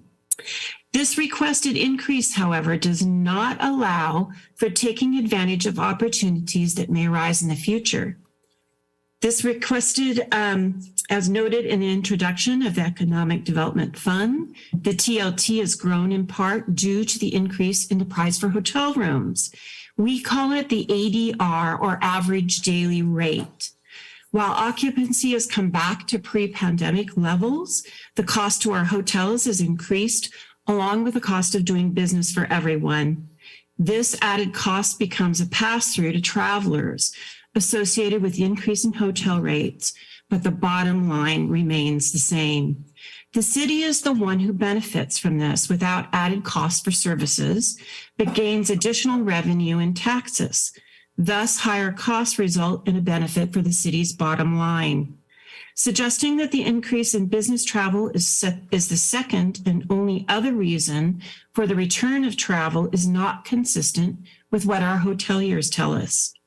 The report used to generate this summary is not available to us, as Rebecca mentioned, so we don't know who conducted the survey or have access to the data, including what the definition of business travel is. We and other destination marketing organizations historically rely on reports purchased by Travel Oregon. And so reports from them indicate that leisure travel was the first to bounce back from the pandemic, followed by business. And that group and conference travel is just now returning. We encourage you to listen to your lodging partners as a valued provider of city revenue. And according to the City of Albany, and I'll try to really run through this, you know who your major employers were. So we've got 1 through 10. Number 1 was Samaritan Health Services. 2 was ATI. 3 was the Greater Albany Public Schools. 4 was Lynn Benton Community College. 5 was Lynn County. 6 was Target Distribution Center. 7 was Selmet. Mennonite Village was 8. Oregon Freeze Dry was 9, and 10 was the City of Albany. The tourism industry directly supports 1,880 jobs in Lynn County. And while we don't have numbers specific to Albany, we can estimate that Albany has 44% of the population and likely at least 40% of those jobs. That equates to 752 jobs falling between 4 and 5 on the list. And I'm down to my last 5 seconds. So my apologies. I just want to say in closing, the AVA board and staff members are here tonight to address any other questions you might have. The AVA board represents the tourism industry, including a winery, restaurants, lodging, historic districts, attractions, and entertainment. We know this industry, and we encourage you to reach out to learn more about the opportunities that help enrich Albany through tourism. Thank you again. Thank you, Maddie. So could we have Peter and Gina come back up, please? Chair Summers? Yes. Didn't we have an online comment? Do we need to read that into the record, the email we received earlier? There was a letter that came from the hoteliers. Is that just attached to the agenda later? Okay. Basically, they gave that to us in their presentation. Yeah. So, Mayor, I understand you had a question. I had a couple questions. First of all, go ahead and rebut. Go ahead and. Well, there's no rebuttal. It's not rebuttal, but go ahead and speak to their AVA comments. does lots of good work, and there's no argument there. And tourism promotion is obviously valuable, but these discussions are premature. This is a period of transition where we're going from the way the automatic increases that the AVA received previously to doing this the way we would do any other city service for which we contract, which we have to develop the criteria for an RFP and then issue that RFP. Those criteria are being worked on right now by the Tourism Advisory Committee. And they'll make recommendations on what those criteria should be. We will then be able to issue an RFP, and we'll be able to find out if those criteria can be met, that scope of work can be met by 1, 2, 3 agencies, organizations, and for how much. And that's how the RFP process works on lots of other functions that we contract for. So it brings us into alignment with procurement practices and state law. Now, if it should come in at greater than 68,000, well, then we will, I'll tell you, the marketing and tourism promotion figure of 768,000 includes what will be available for AVA and or any other form of tourism promotion. So if it comes in at 800,000 or 900,000, then we'll pay that. Well, it'll come to the council for your approval to enter into that contract. But that's why I say this is a premature discussion. Okay. So I do have a question about the short-term rentals. When I was on city council as a city councilor, we talked about short-term rentals. We're going to watch what other people are doing. And that was going on 3 years ago. What are we leaving on the table? Yeah, so regarding short-term rentals, as you make reference to, Mayor, as we've discussed this before, we know that this needs to be addressed. You began to do so when the council repealed the ordinance 3 years ago exempting bed and breakfasts of 6 rooms or less from TLT responsibility. So, but also, as we've mentioned before, the decision point now is whether or not we go with the state of Oregon to collect it or whether we do that in-house. And the sense at the time was that we didn't want to create, 3 years ago, the sense at that time was that we didn't want to create an in-house capability. We wanted to wait to see if the state could do it for us. So it's possible that that can be implemented in this biennium, but there are some current concerns about whether or not the state is the right, can do it in a good way. And Gina will bear me out on this, but as I understand it, if we have TLT collected by the state, it's all TLT, not just bed and breakfast, not just Airbnb and VRBO. So that's a significant commitment to make when you're not sure how well they do at it. And the experience of different cities has been mixed. So this is something that we have to get done, absolutely. But, as we talked about in the budget presentation, we have limited staff, and we've got to apply them and their work hours to where we really need them. But we do know that that's something that needs to be addressed. And when we first talked about this, the state, it wasn't clear that the state wanted everything. They right. Not just Airbnb, the short-term rentals. And the second question I had was, so is this looking for somebody to replace the AVA, or will the AVA be able to compete for that opportunity? No, the AVA will most certainly compete for it. Okay. Just want to make sure we're clear there. Okay. Thank you. Yes. Or I think I have more of a comment than a question. I understand you said that this is premature because we will be going out to contract. But what I'm hearing is a organization that has a lot of history providing marketing for the city.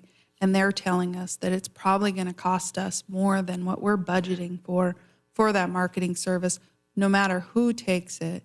And we should be budgeting for more so that when we do go out for contract RFP, we have those funds earmarked for that so that we can get quality marketing services. Because generally, you're not going to go out for RFP and award a contract for a line item that is significantly higher than what you had budgeted for.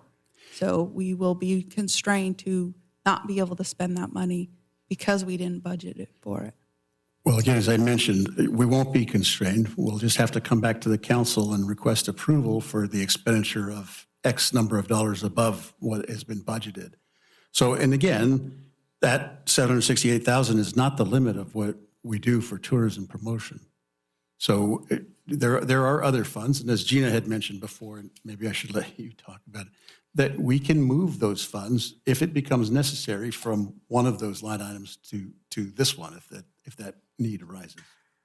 We just don't know yet. I mean, until we go out for the RFP and with the scope of services that we're requesting, we don't know how people are going to respond to that. Once we know that, then we have a better idea of how much money we'll need to have go towards that contract. And as Peter mentioned, because we budget by program, we can move monies around as needed.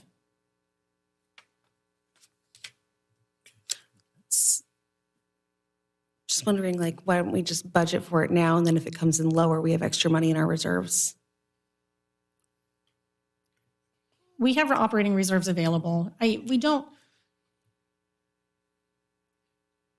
It is better to go out for an RFP and have people come back with what the costs will actually be than it is to maybe artificially inflate a number and somebody look and say, you have $950,000 that you are planning to spend on this, so we're going to come in at $950,000.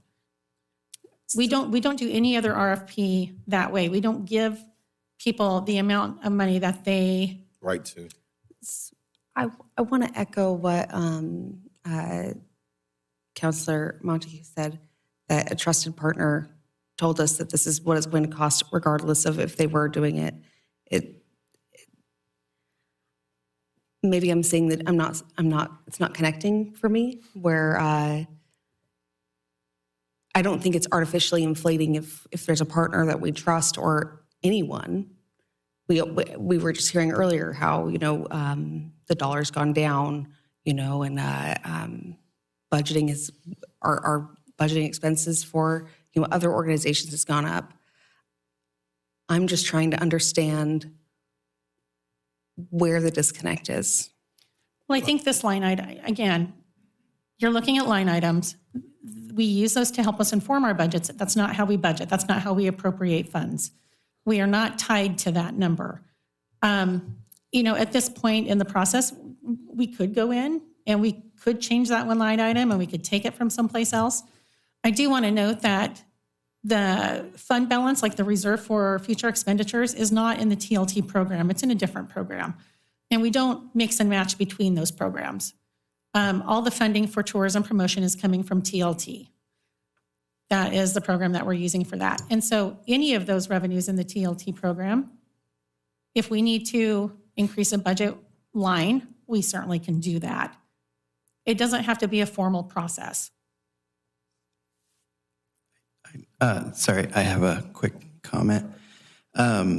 You keep saying you don't budget by the line item, but I sat on the Transient Lodging Tax Commission this last year, and we had so many conversations regarding what was budgeted at the line item level for the ABA, ADA, and things like that, and that we couldn't go above that line item in the budget. So that seems conflicting to me from what I'm hearing tonight. We had contracts with the outside agencies. So we had a contract with the ADA. We had a contract with the AVA. In those contracts, we have amounts that are listed, and you can't go above those amounts. Now, they did come in and ask for a supplemental budget, and we did increase funding to those programs. We had to go out for a contract amendment. But there's a difference between line item budgeting and contracting. So I think there's a little confusion there because we actually had contracted with them for those amounts. That makes sense. I'm good. Looking for other questions. Okay. Okay. Did Commissioner Brenneman or Hanson have anything?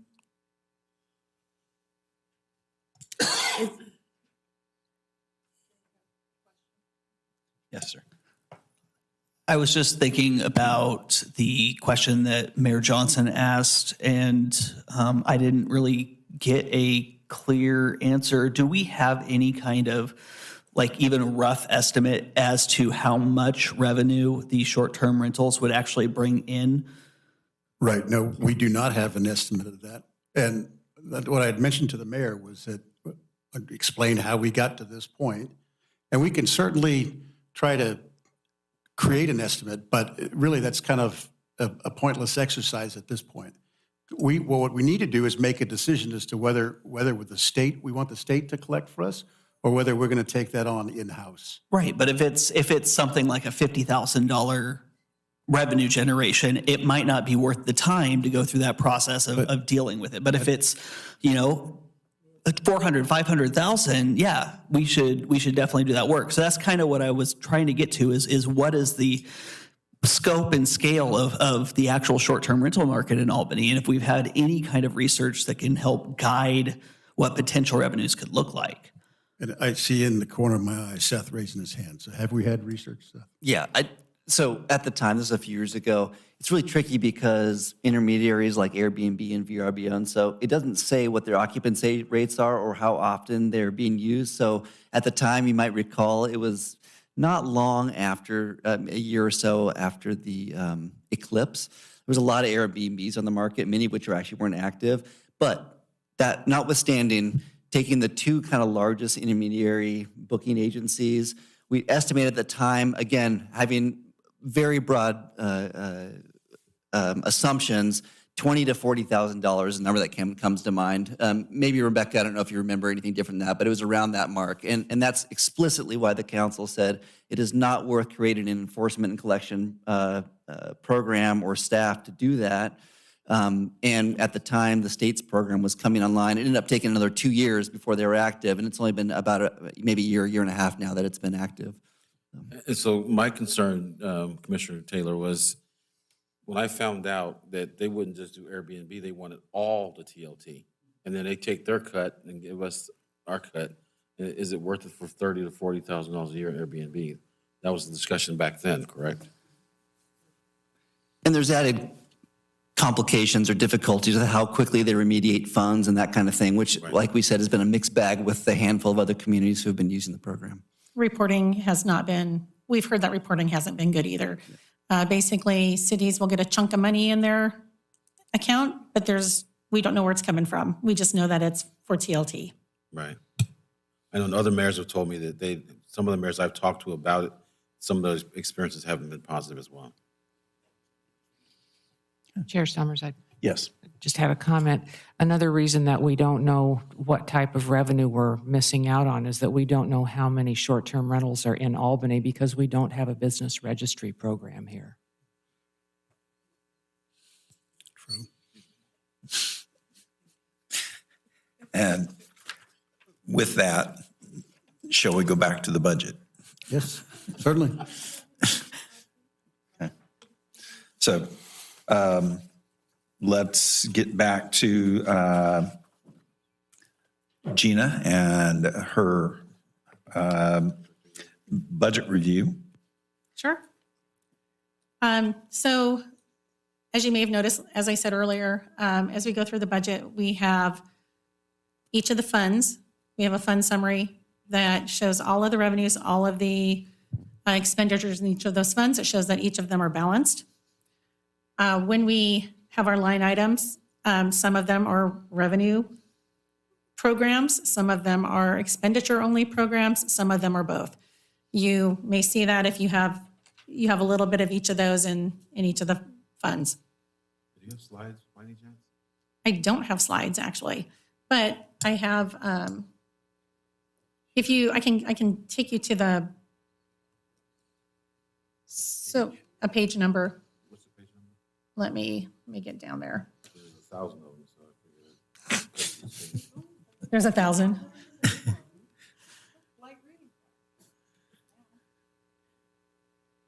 So if you look at page,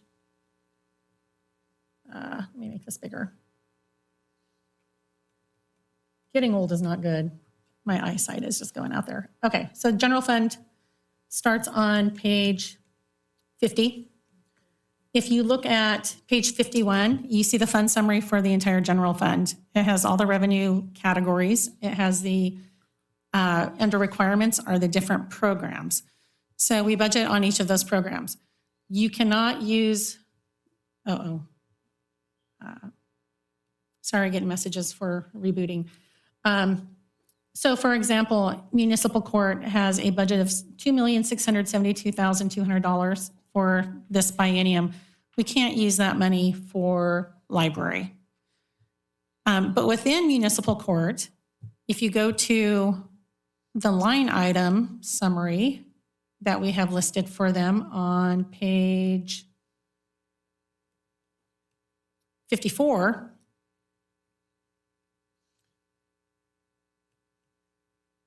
again, the court supervisor used these numbers in order to help inform her budget. Those numbers, if something comes in a little bit higher, it's not a big deal. The main goal is to stay within those budgeted numbers. If anytime we're going to overexpend a program, then we have to go out for a supplemental budget to correct that. We could go through each of the different funds, but I think that'd be kind of boring. So hopefully everybody had a chance to take a look at it. I'd be happy to answer any questions about any specific funds, any specific programs, any other questions you have about the budget document. So on page, I thought it was 27. Yes, page 27. This is just a general, under cost savings strategies. You talk about how the different departments are doing restructuring to save money. And I've noticed that there are a couple departments missing. I'm wondering why we haven't looked at, or maybe they are and you didn't list it here, but how come the fire and police weren't listed there?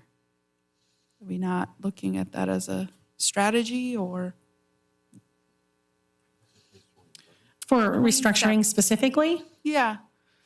I didn't know, were you just listing some departments or is that not something you're thinking about in the future?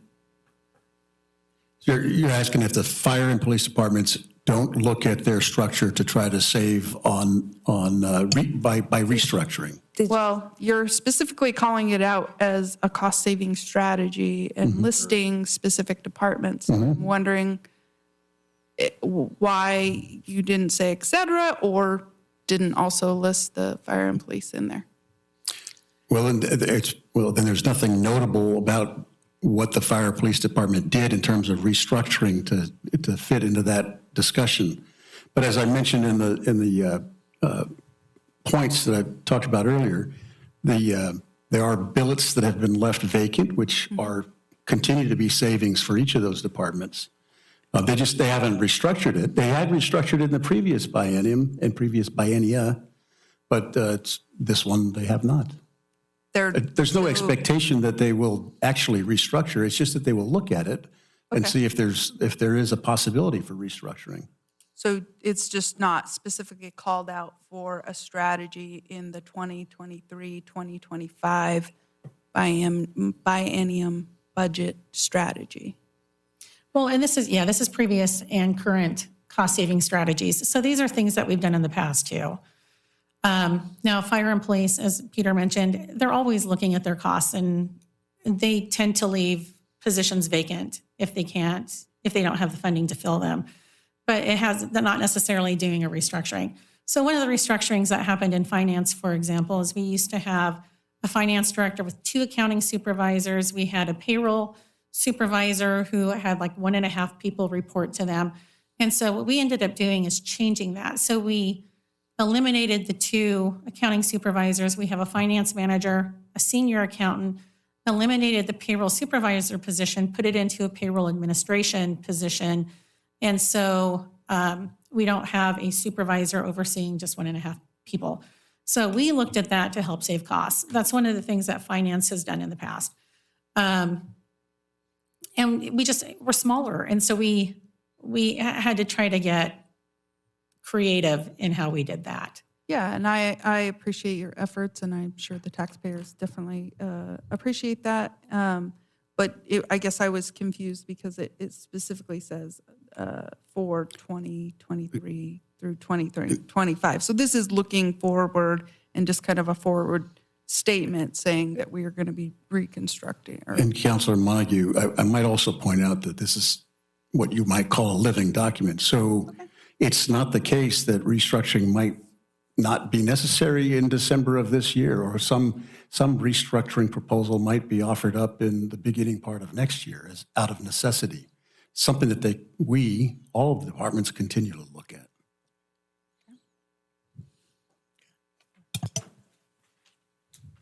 Yes. I was just going to note that the last sentence in that same paragraph says the following outline presents several of the previous and current cost-saving strategies that have been used to contain costs. Yeah, sometimes. I'm here to help. Jared? I have a topic change briefly. So the intergovernmental agreement with GAPS for Maple Lawn, there is the line item reductions for the overall program costs for Maple Lawn preschool. But the Parks and Rec staffing levels still show full FTE for those positions. So I was curious as to why they're still there if we're migrating that over to GAPS within the next biennium. Right. So according to the IGA that the council approved 3 years ago, that transition was supposed to happen now. Along the way, we had a couple of superintendent transitions and a pandemic and inflation and all kinds of stuff. So when it became necessary, or the school district asked for another year to effect that transition. So the council just approved that IGA a couple of weeks ago. The school board approved it actually 2 weeks ago, and the council did about 4 weeks ago. And I just signed off on it, and the superintendent signed off on it. So what it contains is we just continue that last year forward with a couple of minor changes. So we're receiving, GAPS is paying us the fully burdened cost of operating the preschool. So there's no cost to the city, but the employees remain city employees, and they still get paid. They're still part of the union. They still, but the costs for doing that are provided by the school district. Yeah, I get that portion of it, but in that agreement continues in the 24-25 year in the biennium, because in other departments, I've noticed that we have it broken out by FTE per year within the biennium, whether there's an increase in it. I see what you're saying. Yeah. They're not. Those FTE will not be in the second year of the biennium. Okay, they're in the document. They're in the now. document, but we budget by a biennium. So we don't budget by 2 1-year periods. Right, but they are still in there for the 24-25 year in the document as it's listed. Well, they're in there for 23, 24, right? I mean, that's when they're going to. And 24-25. Are you looking at the Page, that would be page, it's in the 40s. That would be page 47. I suspect that was a typo. Right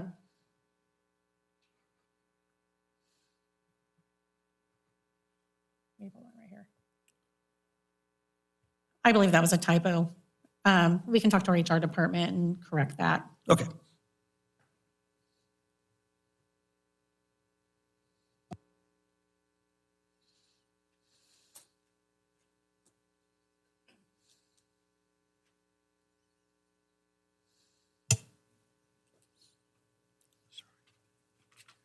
I've got one. Question, yeah. Peter, you mentioned the importance of reserves earlier. Is there a target that's overall like a 4% or a 10% or? Well, the city's policy is between 5 and 15%. And I would defer to Gina to tell us exactly where it is. But in the past, since I've been here, we've come down around close to 5%. It looks like for the general fund, it's only 4% of the total budget for contingencies. Is that right? Or So it is based on revenues. Okay. And yeah, we're shooting towards where our aim is the 5 to 15%. okay.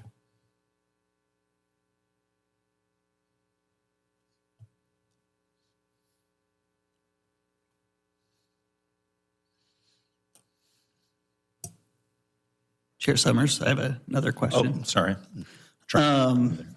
So city services fee, I know we talked a little bit about the net value of the dollars. When we recommended adoption of the city services fee 2 years ago and the city council adopted the city services fee, one of the programs that was requested was the lower barrier, low income assistance. Just curious as to what the progress is on that, if it's been enacted. Yeah, it's been in effect since the fall of that year. And Sean Park might actually be able to, I don't know if Sean can provide information on how many people are using it, or if you can. Well, I actually had talked to, during one of the last work sessions that we had, I don't remember off the top of my head, but I had talked to the utility billing customer service supervisor. And for some reason, people had dropped off in the December timeframe. And so they were encouraging the CSC, Community Services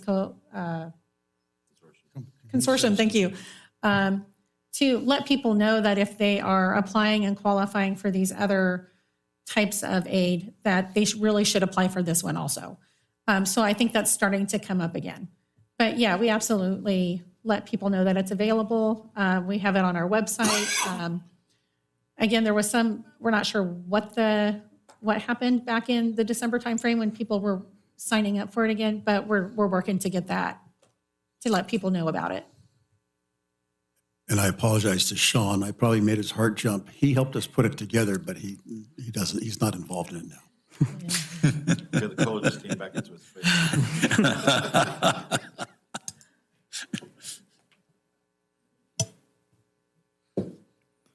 Another. More questions? Yes. Sorry. Looking at the property taxes, is that right, going from 44 million to 49 million? Is that the 3%? Because that seems a little high for that. 3% of assessed value. So what we did is we took the property tax revenues over the last 5 years and ran a trend on them.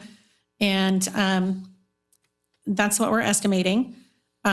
We've been pretty accurate on our property tax numbers this biennium. So I feel pretty good about those numbers. Oops. Just anecdotally, if you go to, like Zillow or Redfin, you can see in the last 3 or 4 months, the values have been dropping rather quickly. And we're hoping that those values don't drop so much that they become lower than assessed value, because that's when you really start. Right. Or, if they drop low enough that you are no longer at the 1%, we're really hoping compression doesn't kick in. Again. Eventually.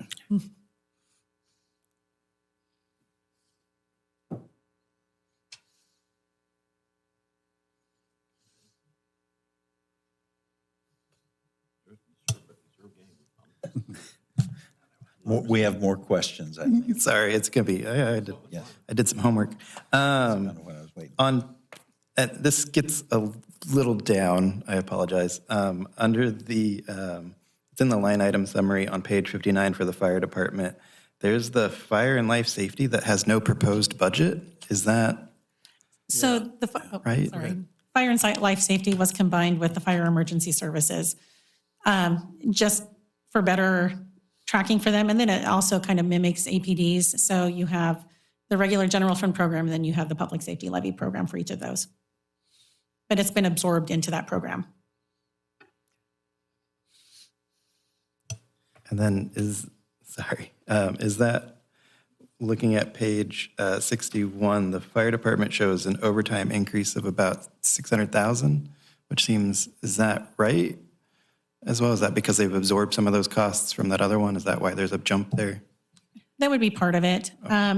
Also, I think that it's really hard to budget overtime for fire because we don't know when we're going to have conflagrations. We don't know when we're going to have overtime, just in general. And so I think combining the two programs and then also just trying to be more realistic in budgeting, they wanted to go ahead and bump that up a little bit.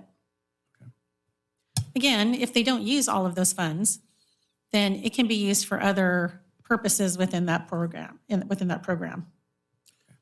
So I also think that the single role EMS will be very helpful with that number going forward, because right now you have to send, EMT plus EMS to a run instead of just a single service person or fire person and the EMS. So I'm hoping that program brings those numbers down. Chair Summers. Yes. Going back to Committee Member Taylor's question, I'm told that annually we serve about 250 households with the low-income assistance program. And that's even with, you may remember we expanded the criteria for eligibility. So that's even with the expanded eligibility. So we're, as Gina said, we're working with Community Services Consortium to push it out more. I think the last time I had looked at it, we had, there was about $20,000 of low-income assistance that was distributed.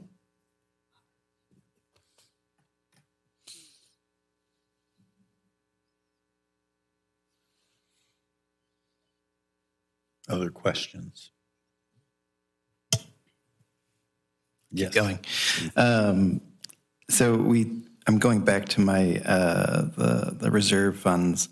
As I'm skimming through here, we said 5 to 15%. It looks like it's 25% or so for the Economic Development Fund. Is that because it's a new element, or why is that so much higher? Well, there's differences in reserves and contingencies. So our actual policy for contingencies is 5 to 15% of operating revenues.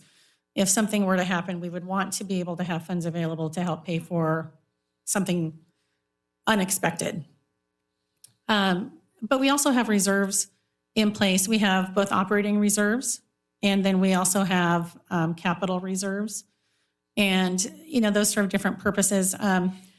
For example, in our streets fund, because things are expensive. They don't necessarily have all the funds that they need to do the work that they need to do. So they just keep chunking money away into an operating reserve or into a capital reserve. So those reserves may be more. Same kind of things across different funds. We may have programs in place that we don't really know what we're going to spend it on yet, but we know that we're going to do that. It just hasn't been developed. Even in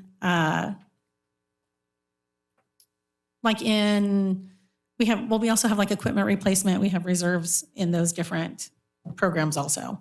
So contingencies is the one that's 5 to 15%, but we really are trying to build reserves across the board because, as Peter said, if it comes to debt issuance, those reserves really help us.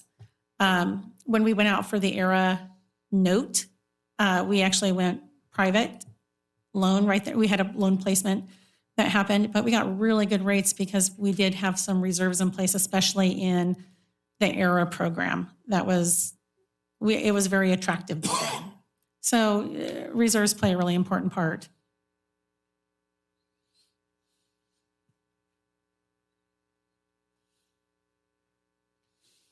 Got more questions? Go ahead. All right.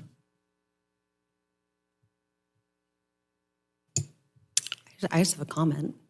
I was thrilled to see the reclassification of several Parks and Recreation employees, and also for adding to, I'm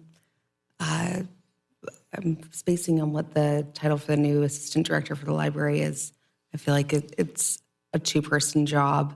Would love to see us budget in the future for more staff for libraries and for parks. I, for one, am quite happy to see a deputy city manager on here. I work closely with Peter and I see the work that he does, but we also have a shortcoming as far as lobbying, grant management. There's a lot of things the deputy city manager can take the burden off of him and also the other department heads, because when he leaves on a conference or on behalf of the city doing something, one of the directors has to pick up that slack while he's gone. So I think a deputy city manager is going to help him last longer and help our stress level be a lot lower as a city council and the city employees. So I'm glad to see that. And I've been pushing you for this for a long time, so I'm glad that's on there.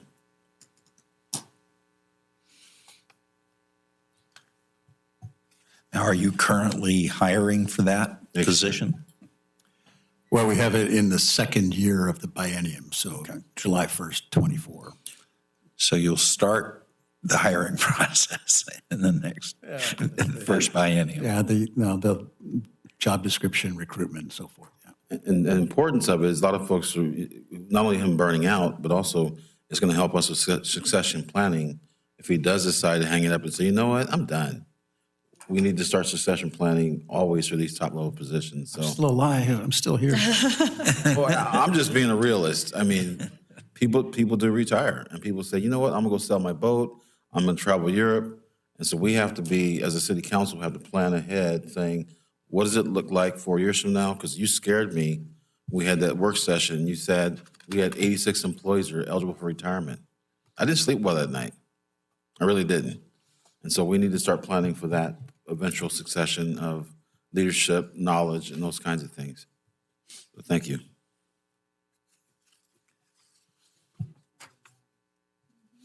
I know he's young, but still. So, more questions at this time? Does the Budget Committee need more time to digest the current budget and come back, say, on Thursday? I certainly do. I would like that. Okay. We planned for it. All right. Then do we have any questions online? I'm sorry, I haven't been paying attention to that. Chris Hansen and Commissioner Hansen and Commissioner Brenneman are online. Yes. Yeah, no questions by Chris.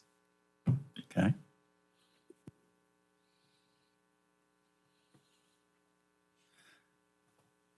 Well, with no questions currently, I will then